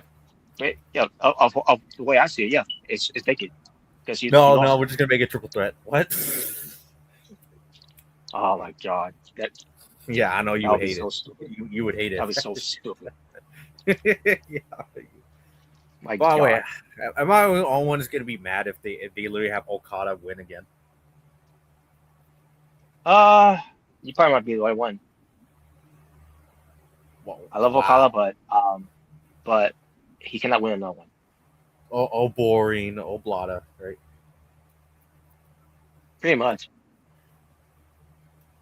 I mean, honestly, who wins the most boring award, Okada or Cody Rhodes? Okada. Would you at least say Cody and Seth were like number 2? I'll put. Because now thinking about it, I think it's a 3-way tie. Who's the most boring between Okada, Cody, and Seth Rollins? I'll put Cody number 2 and Seth number 3. I always get Seth. I'll always get Seth that. You say he's number 2, or you say he's number 3? Number 3. Seth is number 3. Oh wow, okay. I thought you were gonna say no, he's number 1. The other 2 are tied. Because he, even though I joke about him, Seth boring Rollins, but he still puts his effort in the ring. Telling you, there's a lot similarities in Okada and Cody Rhodes than you realized this year. Oh yeah, there is. I can see it now. Eventually, I think it's just gonna get to the point where even the old fans in the crowd are just gonna be like, "All right, now we're just tired of seeing the same old shit. We're done. We're done seeing the same old shit already with Cody." I'm pretty sure that started last year. It's gonna happen But, if he does the same old stick heading into 2026 for the whole year. It's eventually gonna happen. We're like, all right, now we're tired of seeing this. We're tired. They just want to see him turn heel. That's basically what they want. Either they just want to turn heel, or they're gonna give him Chris Jericho treatment. Just fuck off. Like literally, fuck off. We don't even care if you turn heel anymore. Just fuck off. Get off my TV. You're not doing much in the race over there anyway, so you get off my TV. Yeah, like like they did with Cena years back. All right, we don't even care if you turn heel anymore. Just get the fuck out of our TVs now. Like fuck off. And you lived through those days. You remember that?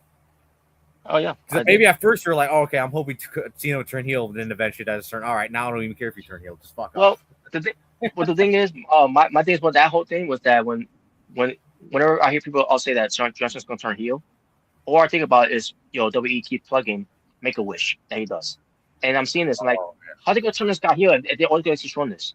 Like I always had a firm belief that they're never going to this guy heel because not only does Make a Wish, but also because he sells a lot of merch. Yeah.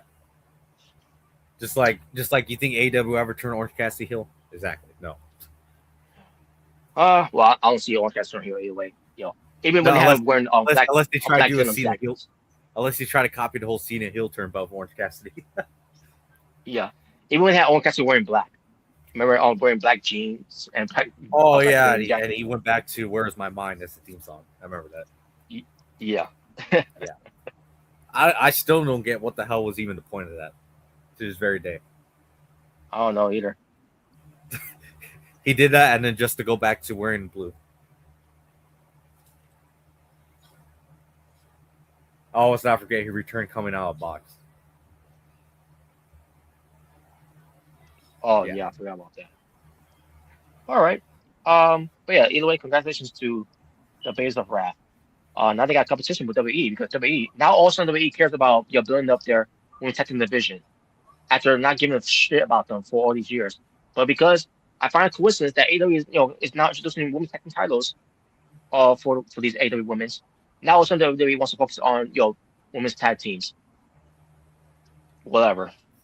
I think it's just a counter program AEW. Of course it is. My God, man. But they're not competition. Oh yeah, well, yeah. So yeah, tell me that on that the grass ain't green.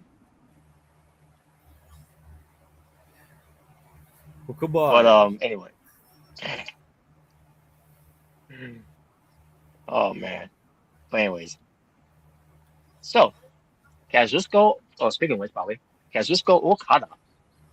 He defeated boring. Yep. He defeated Jungle Jackoff Perry. No one cares. Moving on. Yeah, 13 minutes and 14 seconds. Nobody cares. And it wasn't let me even say that this. There you go. At least I didn't. Yeah. After seeing what happened with Okada in the match when Jack Perry was getting ready to get a tombstone, and then because first Okada was biting his finger because he had it in the snapmare, snapmare snap, whatever that machine's called. I forgot what it's called. Who cares? Fuck him. But Jack Perry. Yeah, the snap, the snare trap, whatever it's called. I don't know what it's called.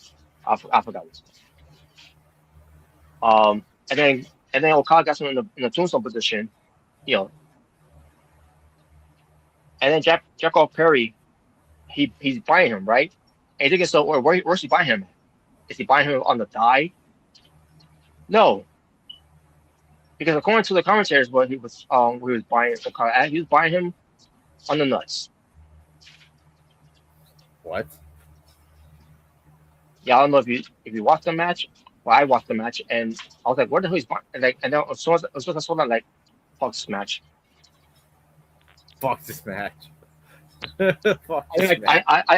was in this match when it first came in, when they first started this, because Jack Perry. By the way, the reason why Jack Perry isn't even in this is because Darby Allin is hurt. Yeah, he got injured. So who's the replacement? Just Jack off here. Who goes to fight this?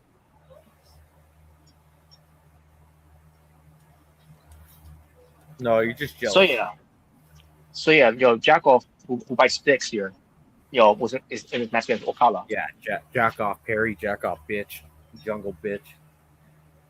And you had these commentators, talking about this, and like, I love it when he bites his nuts. Well, I don't know how he chuckle, but then again, he was doing a lot of laughing. Yeah, what would you do if he did that? I love it when he bites his nuts. Yeah, what would you do if he actually said that? Maybe he watched him with Coco Banda, doing something with some nuts. Maybe he's watched too many Kenny Omega matches. Especially Kenny Omega's DDT wrestling. Yeah. But where the finger bang comes from in the nickname. Probably because it's DDT wrestling matches from back in the day. Mm-hmm. But yeah, Okada did win, and no one cared, and there was no pop. There you go. Yeah, I got pretty sure too, by the way. So Don Callis, you know he's always on contract for his guys, for the Continental Classic, Yeah, even though the rules, instead of actually yeah, trying to be a manager. yeah, but even though the rules that no one's allowed there, to be at ringside when it comes to doing the Continental Well, Classic, technically, that's he's the not rule. ringside smart. Wow. Doesn't matter, he's still there. But I find it funny that he's allowed to be somewhere at ringside, and the reason why he's there, because they got he's made sure to call down the middle, for these commentators to call down the middle when it comes to his guys. Oh, Or whatever. But I'm finding it funny that he's allowed to be there. But when someone else is trying to be there for their people, like Marisha Fear for from last week, John Moxley and Claudio Castagnoli, she has to leave. Like she's gonna like who's she gonna favor and more, she walked Moxley out. or Claudio, because of Death Fighters, I was gonna say, didn't she like kind of went by the entrance ramp or whatever, and then she walked out. Yeah, she did. Yeah, I think she did. She did. Bryce Renfrew, by the way, he did totally leave. Yeah, which goes for him for that. But still, he still sucks. Oh God, But fuck him though. but anyways, but Don Fallis had the rest of the Don Fallis family except for Kyle Fletcher. We'll get to him later. Basically, try to have Jack off Perry to join the Don Fallis family, Oh Jesus Christ. and to give him the bag of money. And then Jack off Perry basically says something to whoever basically to deny whatever he offers him, and then he goes to fight them, right? And like same Jack Perry who couldn't even fight CM Punk, from a headlock. Right, because you think you really believe Jack Perry can beat up Lance Archer? Exactly. Yeah, and I don't think that's was there by the way. But basically, Do you even believe Jack Perry can beat up Rocky Romero? Like, come on now. No. Rocky Romero can handle himself in the fight. Okay, I'm pretty sure Rocky Romero would eat him alive. Like, come on now. I even think Trent Brenner would eat him alive. Like, yeah. Yeah, so also not all the members were there. I think that one kid with Big Boom AJ, what's his name? Big Justice. I think even he could probably whoop Jack Perry's ass. Yeah, just avoid it doing a diamond cover. So, but Jack Perry was trying to fight them and everything. He's getting beat up, and then Luchasaurus comes out, right? The Luchasaurus, he was in no hurry to get in the ring, and then once he got at ringside, and like, what are you waiting for? Get in there! Like Jack Perry getting beat up. Not that I gave a shit about him, but he's getting beat up. Go help him. And I realized this is where Young Bucks supposed to be coming out from behind, which they did. So I'm like, okay, so it's their fault. They're late. Of course. Say they missed their cue. They missed their cue. They made the dinosaur look like Dino douche here. So I guess they're all back to being friends now. Apparently. Yep. All the business came make by the way. What was that? All his business came make by the way because he was. Oh yeah, Kenny, and I guess if you want to include Okada since he was part of the Elite at one point. Yeah.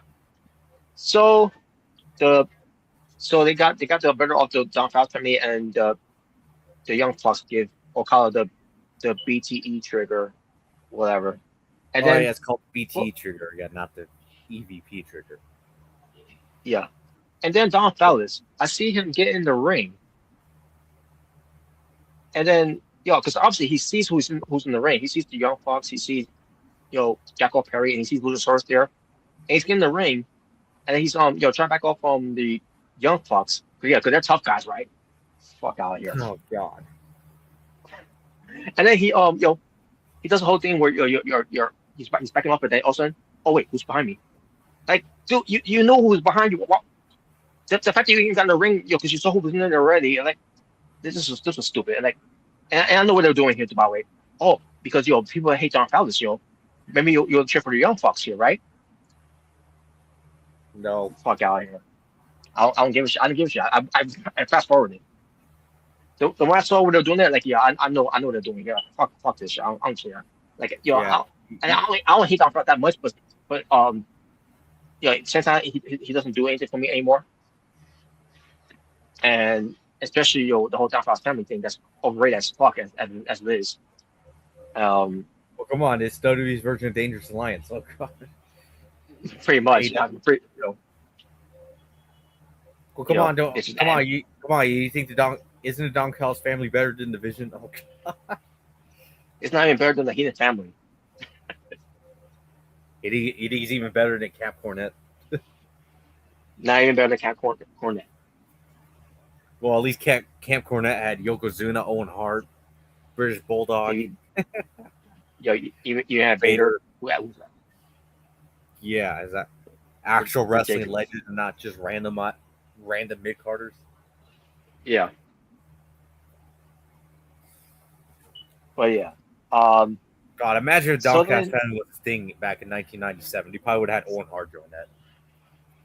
Oh gosh. Yeah. Well, yeah, but that was that whole thing. Then we get to a tornado tag team match. Where I'm thinking myself, okay, so we're gonna have some hardcore match happening here because of tornado rules, right? With the Hangman and Swerve against the Ops, which is Shapupi and Powerhouse. Shapupi. So 7 minutes and 11 seconds, but not before, by the way. You had the Ops dojo, right? These clowns, these goofs, these geeks. I find it hard to believe that even in the dojo of the Ops, based on how they get their asses kicked every fucking week. Well, come on, it was. Well, come on. Shibata, he probably trained them. Yeah, he's not doing a good job of it because they're getting their asses kicked, even to a staple gun by Swerve. But yeah, so you had Hangman with over a chain in the crowd, and then you had Swerve with a chain with a staple gun. Like he's wearing it's a necklace. It was like he has some midget hanging on the necklace. Why But I like, okay, this is gonna be some outlaw goofy mug show type of shit we're starting to see, and sure enough, that's what we saw before the match started, by the way.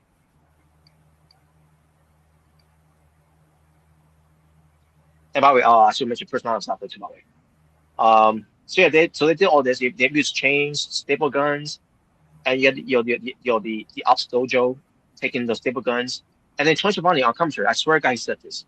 He said, "Well, that's gonna take this guy a week to take that shirt off because he got staple gun, because he's wearing a t-shirt." Oh, Jesus Christ! And I was listening to that like, oh my God, Tony Schiavone, you. You see why I can't stand him on commentary nowadays. You see why I can't stand him. You see why I think he needs to retire from being in commentary in general. He needs to retire. So I'm supposed to believe Tony Schiavone here that this guy's going to take a week for him to take that shirt off because a staple gun that Swerve used on him is going to prevent him from taking his shirt off. God, man. Just. And at the point, I just pointed out, I said, "Yeah, why don't we bother?" And then, and then and then also they used other stuff in the match. I mean, before the match, I should say. There was a table spot that happened. I'm assuming, and they did something else, whatever. And then it was commercial. And then when we came back from commercial, then all of a sudden they're back in the ring. Well, more so, the Ops were back in the ring, and then Hangman and Swerve ends up get into the ring. And then Hangman screams to steal a chair, right? And then Escobar on commentary said, well, what they were doing before, the match didn't restart because, it's tornado rules, which means tornado rules is no DQ. Oh, God. Oh, my God. When we book AWF matches, what comes to tornado rules match, don't they use weapons? No, unless there's no DQ. Okay, so unless you put the no DQ, then they're allowed to do that. Then. Yeah. Otherwise, if you okay. put just regular tornado tag, then no. Okay. All right, then never mind. All right, fair. fair pleasing case there. Yep. But nowadays, doesn't matter either way. But keep in mind what happened, when it comes to as God was saying that, because you had a table set up outside the ring, Oh yeah, for no reason, for no reason. Yeah, my favorite, by the way. Yeah, a table set up outside the ring for no reason. So, yeah, so no DQ is tornado rules that they're having, and first off, the match itself, I didn't care for the match. The moment they start doing, their props before the match. And I literally said this, when they start the match. So let's say, so so basically, what they did here before the match, they give us a match, that that was going to be any Outlaw Mug show, while having an indie Outlaw Mug show type of match before the match started. I like this company can help themselves. Like they don't know how to do anything else but that. No. They don't. Even when they do have a regular match, they use the table no matter what, even a broadcast table. And what happens there? They just let it go.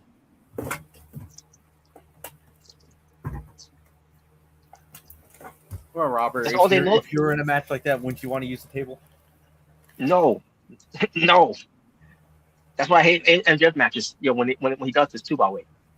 He's having a good match. There's no need for a table, but then also he misses the table. Like, why? There's no need for a table. You're having a good match as it is already. I would say I know one thing you hated. It doesn't involve AEW, but I remember in NXT you hated the fact that Trick Williams in the match against Ricky Stange was like, "I'm going to put you through a table." Oh, you remember that? I know you hated that. I'm like, yeah, this will remind me, because of that. Yeah, you just gotta keep pushing my buttons for that too. Oh yeah, I remember you hated that. You're like, "Are you serious? The whole story of this fucking match now is he wants to put him through a table? Are you kidding me?" Oh man. What? So no, so I wasn't into the match that much really.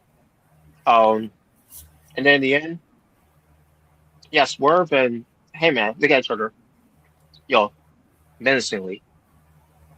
And then they turn to Hobbs, who's on the apron. They said, come at me, right? So he went at, they went after him. I mean, they went at, Heyman and Swerve, they went at him. And he's tittering on the apron. And then I knew what he was going to do there. He was going to leave the ring, get him in the, in the position to powerbomb him, do a double powerbomb him, do a table. And while the referee's seeing this, by the way, even though as Pepper said, there's no, this is this is not a no DQ match, this tornado rules match. But I guess on the outside, it doesn't matter. If you do it on the outside, if you do it on the outside, it doesn't count. I remember what Josh said back in, when he was in WF at the time. Comes here with Jesse Ventura. They're saying that that happened on the outside of the ring. I can't remember what match it was, but you had Jesse Ventura talk about how's this guy allowed to do that outside the ring, and it's mind what was outside the ring. It doesn't matter. And then this is a great point with Jesse. Oh really, huh? So if I could can I miss my gun? On my opponent? Is that legal too? Jesse Ventura eat him alive. And Search had no response from that. Yeah. Yeah, well, that doesn't really surprise me, to be honest. I guess even then, Search was irritating. Yeah. But anyways, so that happened. So I'm surprised Search didn't say that, by the way. Well, it happened outside the ring, so it doesn't count. The match still continues. Yeah, just don't have just Ventura you say that. But so yeah, in the end, it was Swerve and Heyman winning. And I should mention this too, by the way. I think it was before the match. Heyman says that doesn't matter who was between Samoa Joe and Eddie Kingston, which obviously spoiler, it was Samoa Joe.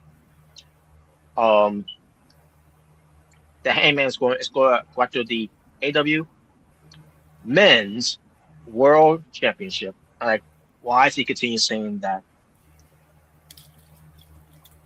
Oh yeah, I think I remember now. He keeps saying that, And then doesn't he he? ends, yeah, and then he says, he's gonna get a shot at he's gonna be next in line for a shot at World's End and and win back the AW World Championship. And I think so. Wait a minute, what about men's? You've got to say men's. Like, like I don't Well, get it. I remember correctly. Hangman Adam Page said in the interview he thinks that the men's and the women's title are equal. That's what AW is I'm telling not us. kidding. That's what he said. You can't tell me that the Hangman came up with that idea. It's gotta be Tony Khan. Either Tony Khan or someone else from just No offense, just, but this Hangman Adam Page really look like the type of guy that would be a liberal. I'm sorry, but doesn't he look? no, he's not. No, he looks like the type of guy that would want to drink a beer, eat some steak, and bang bang a hot country woman. Like, come on. Yes. Well, come on, Robert. It's You ridiculous. want to hang out with Hangman Adam Page? He'll give you beer. He'll give you a steak. Like, what would be wrong with that? What? It's ridiculous, man. Yeah, I would actually love that, by the way. Yeah. I mean, are you kidding me? Again, if you were to tell me, 'cause we did a topic this like years ago, I think it was, what comes to having a ride with your AW stars, for what, maybe 5 hours, whatever. Who would it be? I chose Heyman. He's too, he, cool dude, he's a cool dude, you want to talk to, comes to anything you want to talk about. Wow, you have some beer. Yep. Man, Jay Russell have issues with him, man. I don't think he's coming back. Yeah. He might be done for the night. Yeah. But we got people Mike Bailey defeated Kyle Fletcher in the AW Continental Classic Gold League match, 19 minutes and 31 seconds. Hands down, and this was a great match. This was a great match. Oh yes. Kyle Fletcher, man, he's got it. He got it. Yeah. For once, I can say Tony Khan actually pushes someone. He finally got the right person to finally actually push. Because let's be honest, that Daniel Garcia experiment, failure. Yeah. He did not have the it factor. Never drew a dime. Nobody cared about him. Kyle Fletcher, on the other hand, they definitely got something. If they play their cards right, they got something. Yeah, they do. I mean, let's be honest. Could you see maybe even 10 years down the line, Kyle Fletcher could actually be someone who you could consider the guy of AEW? In AEW? Yeah, in AEW. I'm not talking about wrestling in general. Just in AEW. Well, see, in AEW, eventually, once the Kenny Omegas are gone, the Heyman Adam Page might be gone. Samoa Joes are definitely going to be gone by then. Oh yeah, they're definitely going to be gone. Yeah, because I think Samoa Joe did say once his contract expires for AEW, that's going to be he's going to call it for his wrestling career. That's right. That's why he got the world title run. That's why he getting this world title run right now. Yep. Because it's going to be his last.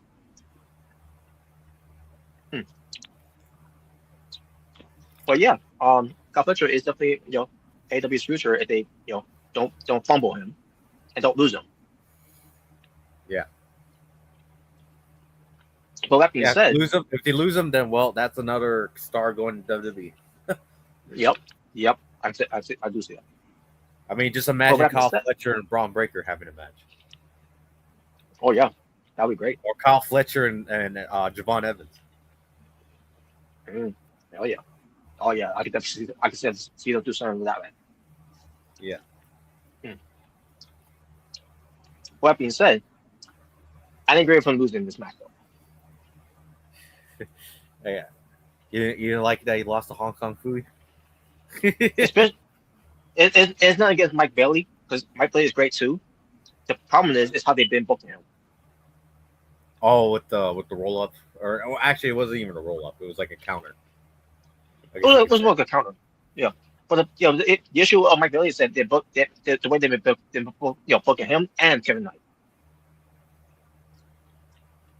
Yeah.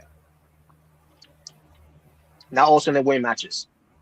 And like, okay, well, you could have had them win matches, along the way instead of having them just randomly losing matches. Well, come on, you don't like Kevin Knight? Oh, wow. I like those guys too. I like the tag team, but they didn't do any of the main favors, against our syndicate. They keep getting destroyed by them. But either way, Kyle Fletcher, if he's not going to be the guy to win the Continental Classic, they probably will give it to Konosuke just to do the Okada and Konosuke. If again Okada unmasked to get to it, but then again, we all know that's going to be a nap time of a match. Can't wait to see it. Oh God. But we all know they're not gonna have Okada lose because you keep hearing on commentary. He's the best he's the greatest tournament winner wherever he is of all time. Lame. They say that all the time with him. I get it because he won the G1 Climax so many times.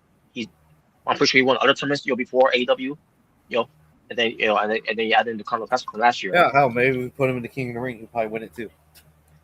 Yeah, probably. Yeah, if he won the AEW, yeah, he probably would have. Man, but man, they put him over like he's one of the greatest tournament winners of all time. Oh God. It's not just the Continental Classic. They'll also mention it briefly. Whenever they bring it up. In all card matches. All the G1. But yeah, sometimes for that too as well. But when it comes to Continental Classic, they'll keep reminding you. They'll keep turning that down and go. Yeah, he's the greatest tournament winner of all time. But anyways, so. Well, speaking of who you mentioned before, Dan Garcia. So he cut a promo against Mark Briscoe because Mark Briscoe always was cut a promo about him being TNT champion, and I guess defending against Dan Garcia. Also, we had you coming out, cut a promo for Dan Garcia. And Mr. was out there too, and then Dan Garcia gets a cut promo. And then also they start fighting. Well, I won't say fighting. They were shoving each other until Mark Briscoe, struck him, and then Dan Garcia, check at all tough, trying to get him. Let me out. Don't hold me back. Jesus. And all this just to build up for the match for AEW Collision. Winter is coming, And I ain't gonna watch it. But this is what look at. This is what look at so far for AEW Collision. But anyone that's interested in watching, which again no one watches anyways. But in case you do, it's Mark Briscoe defending the AEW TNT Championship against Dan Garcia. Mark Briscoe wins. Swerve Strickland versus Josh Alexander. Swerve wins. 4 Alexander. Yeah. Chris Alexander and Jimmy Hayter versus the Sisters of Sin. Obviously, The Bayface. Yeah. The Bayface are going to win. And the AEW Continental Classic Blue League match. Claudio Castagnoli versus Konosuke Takeshita. That's a tough one. Oh, as long as they ain't take a shit. I think Claudio's winning in this one. Because they already gave 2 wins already for Konosuke. So I think Claudio's going to win this one. Oh, well, you better. Oh, man. Which, by the way, is the CML World Champion versus the IWGP World Champion. That's right. Claudio Castagnoli is the CMLL World Champion. And once again, when everyone's a champion, nobody's a champion. That's right. And then finally, the main event. Samoa Joe with Hook for a brief moment. versus Eddie Kingston for the AEW World Championship. 13 minutes and 2 seconds. And for, I guess, a good seconds, or like 30 seconds maybe, whatever, they were doing something to each other, and then Eddie Kingston was being hooked into the ropes, or maybe he ran the ropes, whatever. Only for Hook to hook him. Get it? Because he hooked him. Oh, jeez. And referee saw that, by the way. Paul Turner. And Paul Turner, what does he do? You're out of here. Yep. So yeah, Hook's Doesn't matter. Hook was gone. Yep. So Hook was gone. And Samoa Joe was upset with that. And like, why are you getting upset? Yo, it's Eddie Kingston. No offense to Eddie Kingston, but it's Eddie Kingston. It's Burger Kingston. So yeah, but this match was good. I thought it was a good match. I enjoyed it for what it was. And also Samoa Joe did what we did to Eddie Kingston did a way better STF than John Cena's shitty ass STF. Yeah. The only thing I didn't have an issue. The only thing I had an issue with is that he let go of the hold, just do a salute. Like, Joe, what are you doing? You got you can't take him lightly. Come on, he was paid tribute to John Cena. You didn't like that? You didn't think he was paying respect? Well, you could have said, yo, you can't see me or whatever like that. Which, by the way, if Eddie Kingston was around in let's say like 2010, yeah, John Cena would have buried him. Just saying. Yes, because this man thinks about what Samoa Joe is, what was of his weight. Well, yeah, Samoa Joe too, but I'm talking about more like Eddie Kingston. Cena would have buried. And that's even if Eddie Kingston ever went to WWE and they even themed him even worthy enough to even be in the ring with Cena. Yeah, pretty much. I mean, at the time as well, Eddie Kingston also had the same look with that big title of this.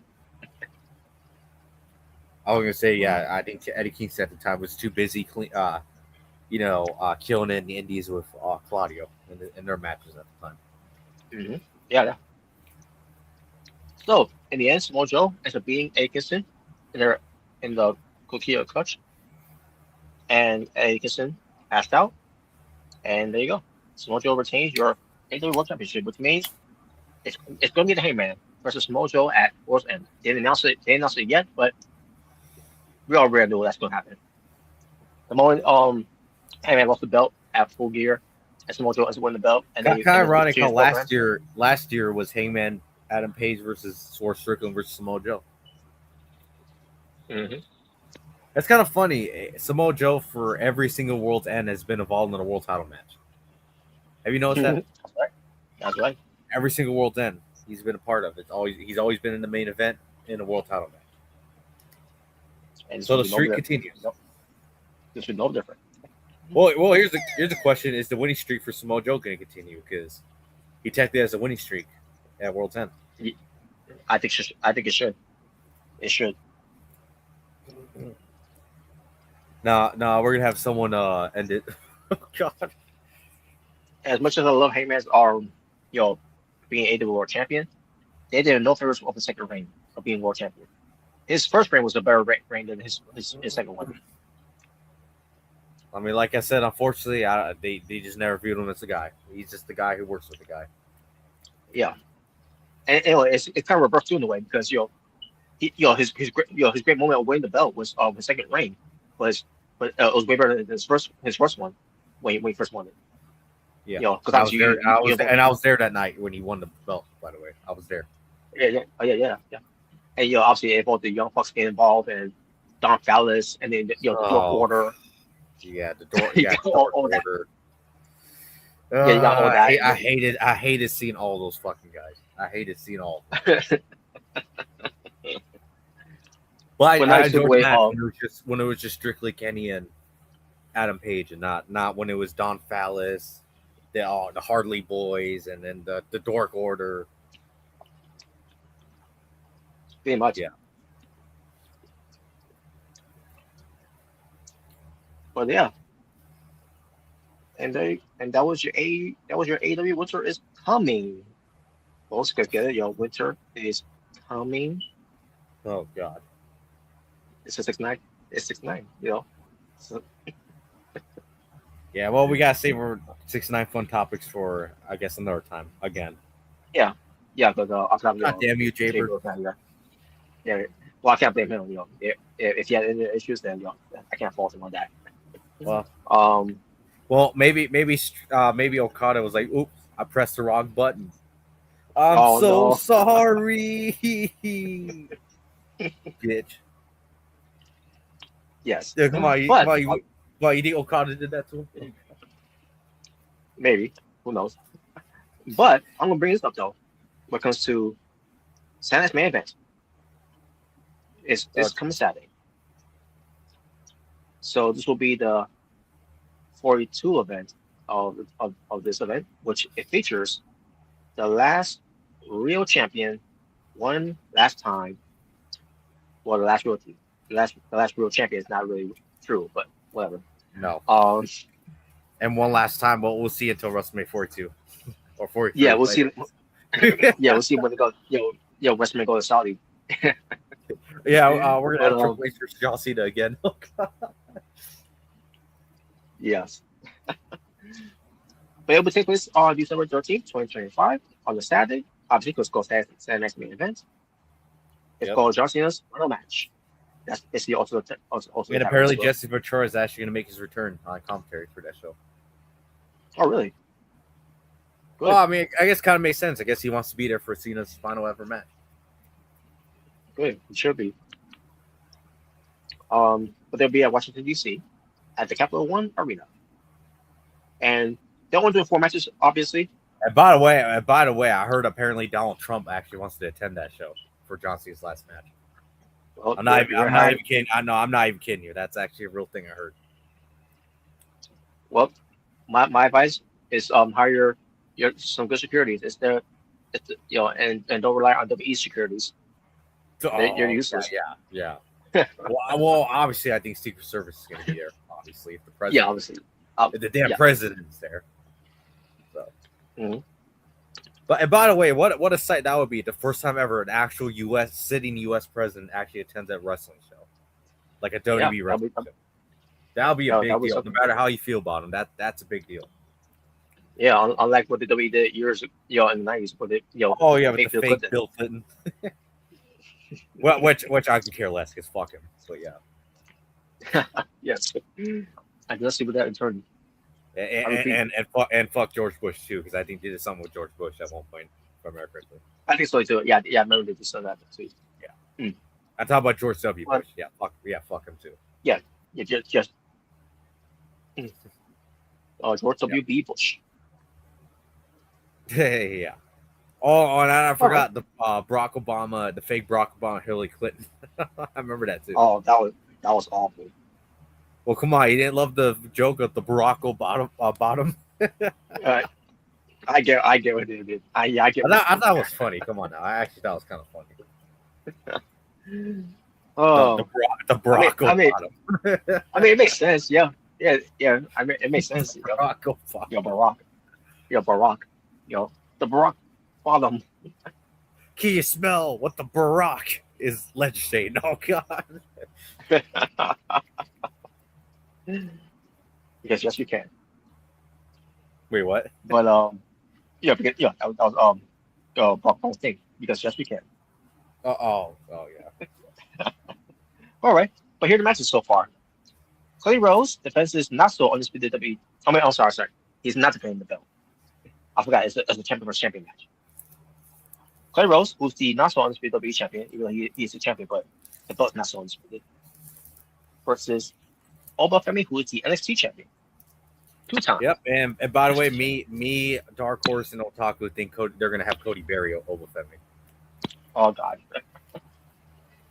Well, hopefully they have Oba Femi go over. What?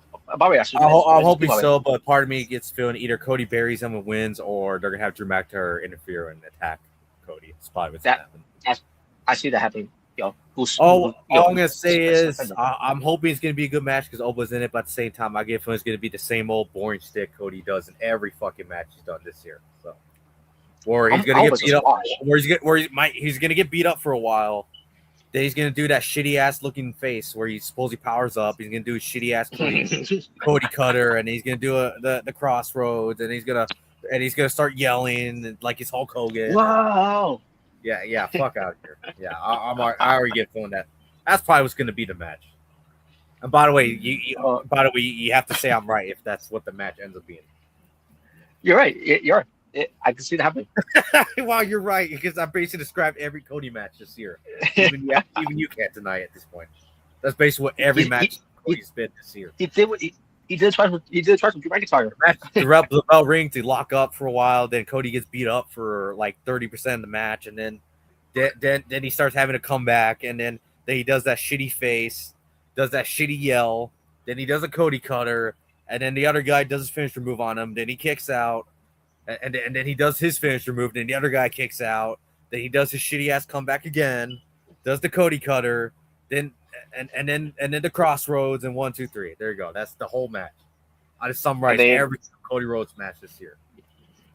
And then there's what you want to talk about, in the middle of what you want to talk about. the ring. And then they're gonna cut another boring promo. He's the champion, and how his father would be proud of him that he's the champion, and then what do you want to talk about? Daughters. My God. I did for my daughter. I did for my daughters. I did for my dog. I did for my wife. I did for my dog. Did for my wife. I did for my house. Did for my lawn. Oh God. Did it for my food. Did it for my truck. Did it for my tour bus. What's the name of that whiskey? American whiskey. Okay, American vodka. That was. Oh yeah, American vodka. He did for that too. I'm surprised he hasn't been in those real American beer commercials. Oh yeah, I agree. But then again, they wanted the Americans to do it. Then again, I remember American Made was in those commercials, weren't they? You know, those American Made. Yeah, American Made. So how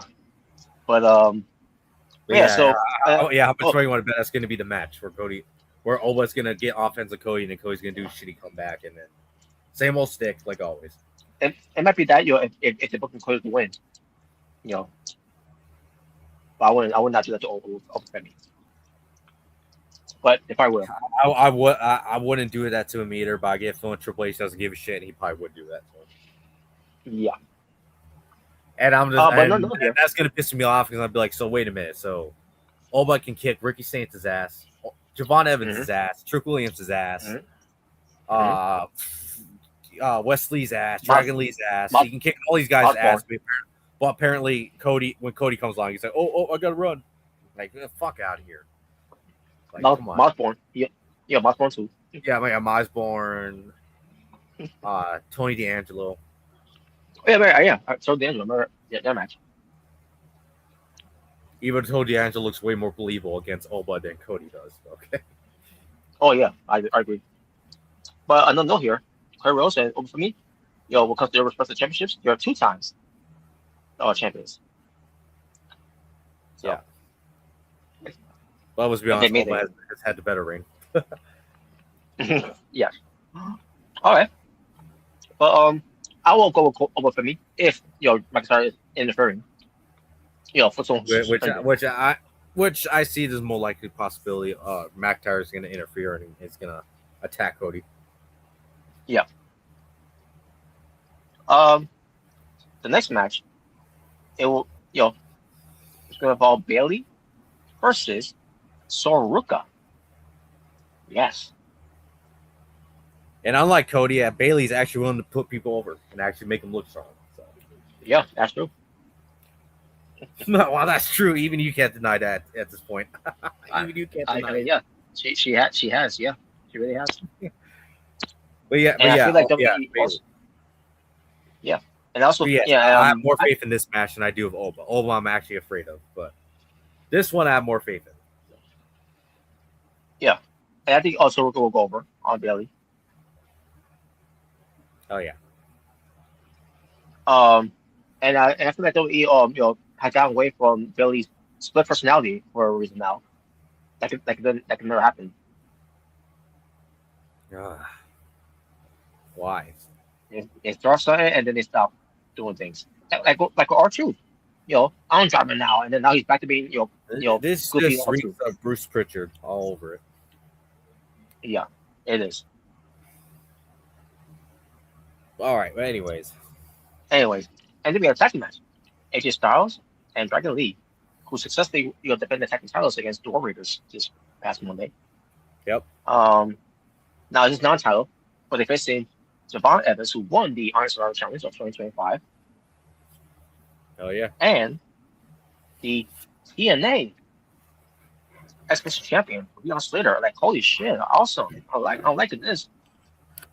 Well, I mean, remember that interaction Leon Slater and AJ Styles had? Hell yeah. That's gonna be great.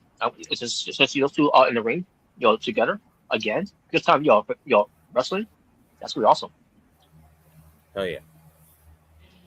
This match is gonna be a match of the night, by the way. I guarantee you. Yes. And I think obviously if we're wondering who's going to win, probably AJ and Dragon Lee, but I still think it's going to be a great match. Yeah. Obviously they're gonna win because they're tag champions. You gotta make it look strong. So, but yeah. Oh, I see. And I then see finally, the pictures now for Street Fighter. oh, but yeah, I got to check that out when I can. I'll show you.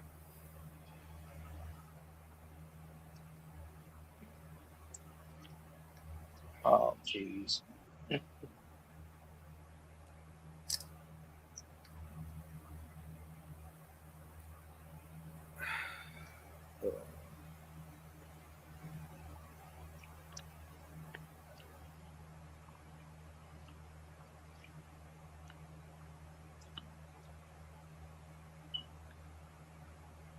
Yeah, what a cast this movie has. I definitely would say that.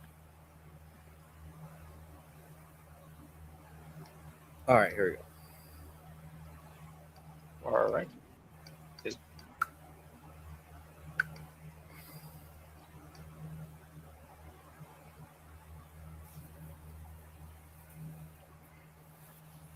All right. Wow. Did you see it? Cody Rhodes. Yeah, that's definitely a wig, by the way. Now Roman Reigns That's Roman Reigns. Yep. is a wig too, and the way I say that how they do this, obviously, they got basically like how Roman Reigns does wigs here all the time, and then they got 10% on top of it, and then put the wig on, and do what we gotta do to make put some more makeup on, whatever, to make a Puma. Yeah, Roman Reigns, he definitely used makeup to cover up his tattoos. And that too. Kind of Holy funny shit, how man. Cody Rhodes, it says Cody Rhodes and not Cody Runnels, but for Roman Reigns, it says Joe, Roman Reigns, Anawati. It's kind of weird. Oh, yeah, that's right. Yeah, right. Oh, yeah, I realized that. Wow, it knows it. All right. Not bad. I want to see more. I want to see more pictures, probably. All these other cast of people. It looks promising. It actually looks promising. Basically, No, it's it's gonna be trash. Oh god. well, if you want to talk about trash, watch Street Fighter: Legend of Chun Li. That was trash. I watched it and I can't remember how long it was, but those hours of my life I can't take back.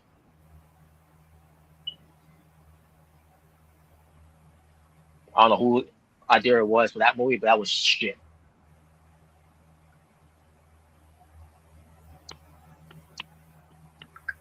But anyways, right, and the final match. It will obviously be the main event. John Cena's last match.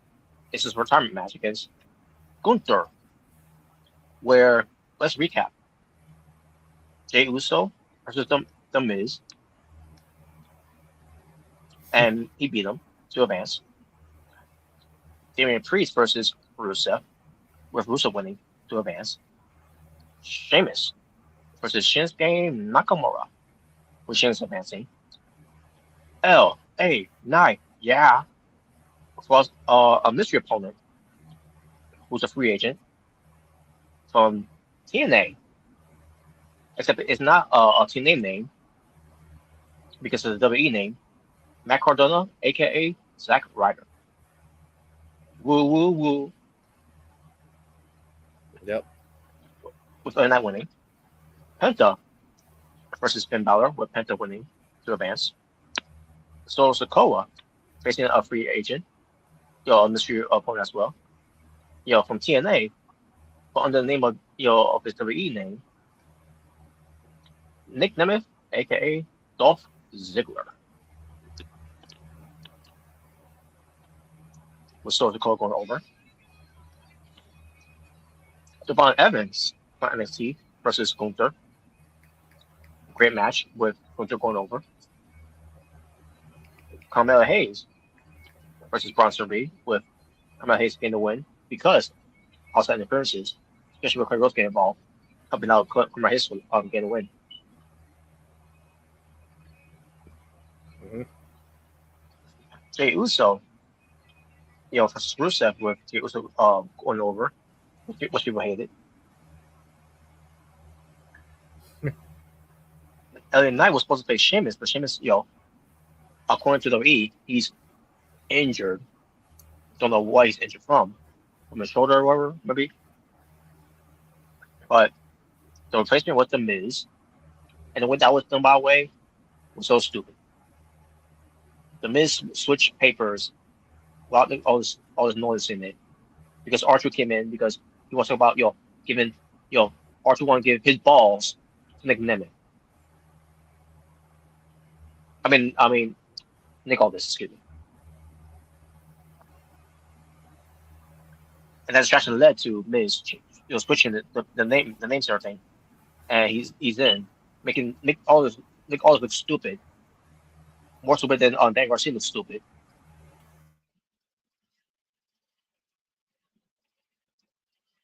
But the match happened with Miz versus LA Knight, with LA Knight going over. Penta versus Solo Sikoa, with Solo Sikoa going over because Penta unfortunately got hurt. Like a natural injury happened where he, unfortunately couldn't continue. He wanted to continue because remember he wanted, one of the trainers to pop his shoulder back in, and they probably were told back, behind the scenes from people that in the ears, whatever, or maybe that's part of their policies that they can't do that, and unfortunately, nope, can't do it. So it's going to go over. Then we had Gunther versus Carmelo Hayes was also a very good match.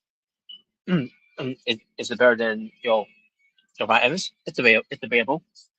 But Gunther went over on Carmelo Hayes, and Gunther advances.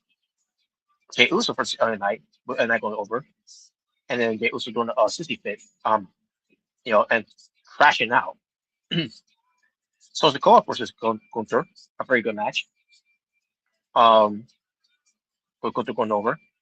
And finally, LA Knight versus Gunther, with Gunther going over on LA Knight by making him tap out. And here we are, John Cena versus Gunther, where Gunther won the right to face John Cena in his final match of his entire pro wrestling career in WWE. John Cena, the greatest sports entertainer of all time, versus Gunther, the greatest pro wrestler of all time. And Gunther's going to do something that that John Cena has never done since he became the guy, the face that runs the place. The Golden Goose. He's going to make him tap out. He's going to basically make him give up. A man who credits himself as a guy who never gives up is going to give up to the ring general Gunther. Because John Cena couldn't lace his fucking boots. He couldn't lace his fucking boots, motherfuckers. Do you hear me? He couldn't lace his fucking boots. John Cena couldn't lace up Gunther's fucking boots. He couldn't lace up LA Knight's fucking boots. Yeah. He couldn't lace up Cody Rhodes' fucking boots. He couldn't lace up AJ Styles' fucking boots. He couldn't lace up Edge's fucking boots. And as much as I hate fucking Triple H, Triple Bitch, Triple Eagle, you can't lace up his fucking boots either. Just saying.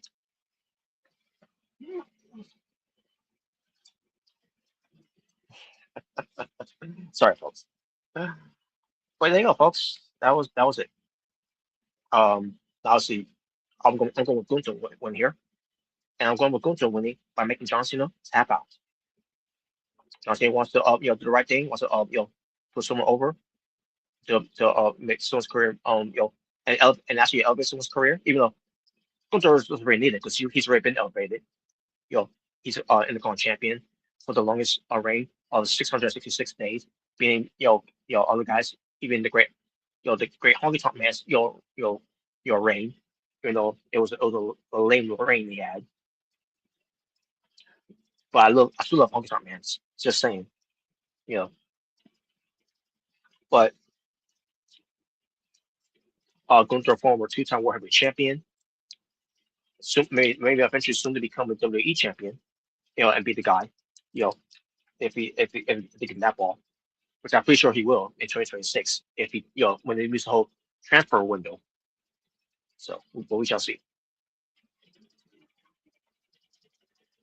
But yeah, the point is Gunther needs to win, and Johnson needs to put him over, and by tapping out, giving up to Gunther,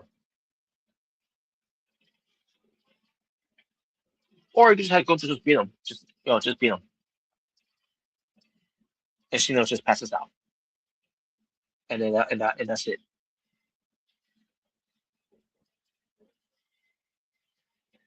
And there you go, folks. And then we're going to hear John Cena promo when it comes to him, giving his photos, his retirement speech, and we won't see him until maybe 2026 to be Hall of Fame, where he gives his Hall of Fame speech. And I'm pretty sure it'll be way better than Triple H's speech, even way better than Michelle McCool's speech, even way better than the Bella's speech, even though the Bella speeches were short, which that's been their career the entire time when it comes to short matches, just like the Hall of Fame, they have short speeches.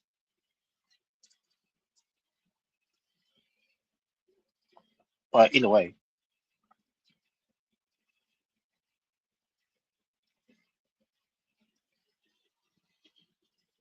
but yeah, there you go, folks. That's basically it for that. Unfortunately, we couldn't do fun topics because Jaber's internet, unfortunately, it's not working. It sucks, unfortunately. And Omega Red had to dip out, and he didn't get a chance to talk about his prediction for the last match. Um, but we'll be back, folks, for tomorrow night. Because tomorrow night we're going to be doing a watch along for Fast and Furious. Well, it's called Furious 7. So we're going to do that one. We were supposed to do it on a Tuesday, but Jaber wanted to reschedule it. No, actually, I'm sorry. He didn't reschedule it. We were going to do it on a Tuesday, but Omega Red wasn't showing up. We were assuming that he fell asleep. So me and Jaber were ready to watch the movie and all that, but unfortunately, Omega Red wasn't available, so we decided to do it on a Wednesday. Unfortunately, on that Wednesday, which was last night, Jaber said he wanted to reschedule because he had to get up early for something, and I agree with him. Not because he had to get up early for something, but because which was a great time that he needed to get up early for something, to do something because I was not in the frame of mind. I was not in the right frame of mind, so we decided to do it on the next day. Or in fact, we did decide to do it on next time. On next, he said to do it on next day. I said we'll do BTA on Thursday because originally we were supposed to do BTA on that Wednesday. So we're going to do BTA on a Thursday, which you did. We ended up doing it, and we succeeded. And on a Friday, which is a good thing to do on Friday, we'll watch a movie, which is Furious 7. What comes to in memory of Paul Walker, excuse me. But there you go, folks. That's all. That's all I'm going to say from there. So, folks, that being said, I'm going to end from there. I'm going to wrap up from there. So, folks, thank you all for watching. Shout out to Daybird and Omega Red for being part of the stream with yours truly.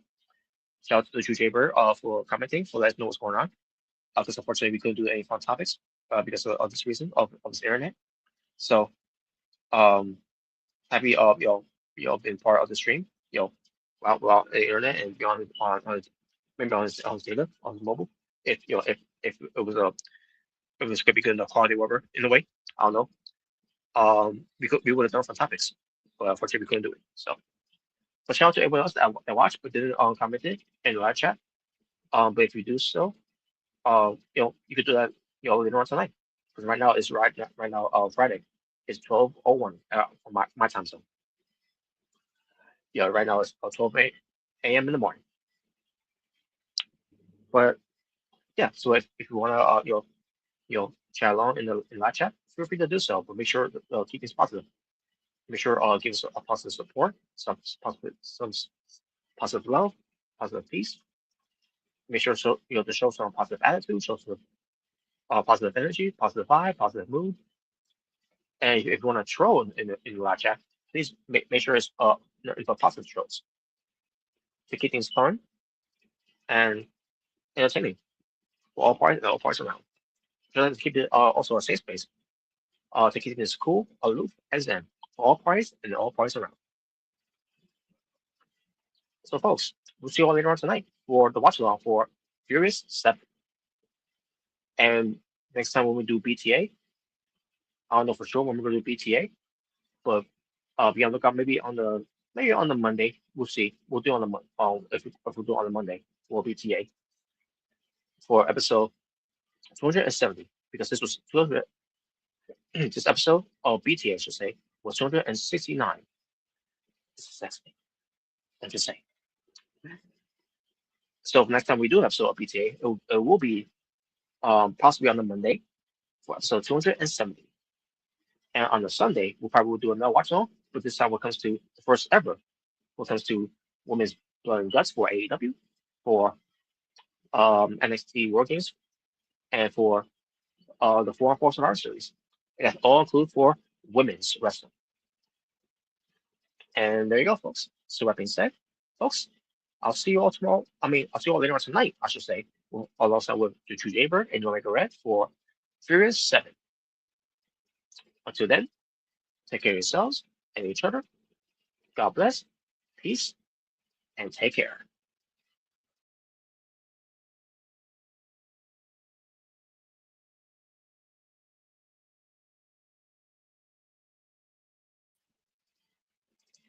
And by the way, shout out to my moderators too, by the way. I just want to mention this too. Shout out to my moderators of the Choco Gamer 85 and Tokyo. Tokyo and Choco Gamer 85 are my two moderators who are on my channels. And just want to give them a shout out, even if they didn't show up on in the live chat. Either way, if they did show up and just want to watch and then they want to comment it, either way, I just want to give those two a shout out because those two are my moderators of my channels. And there you go. Take care.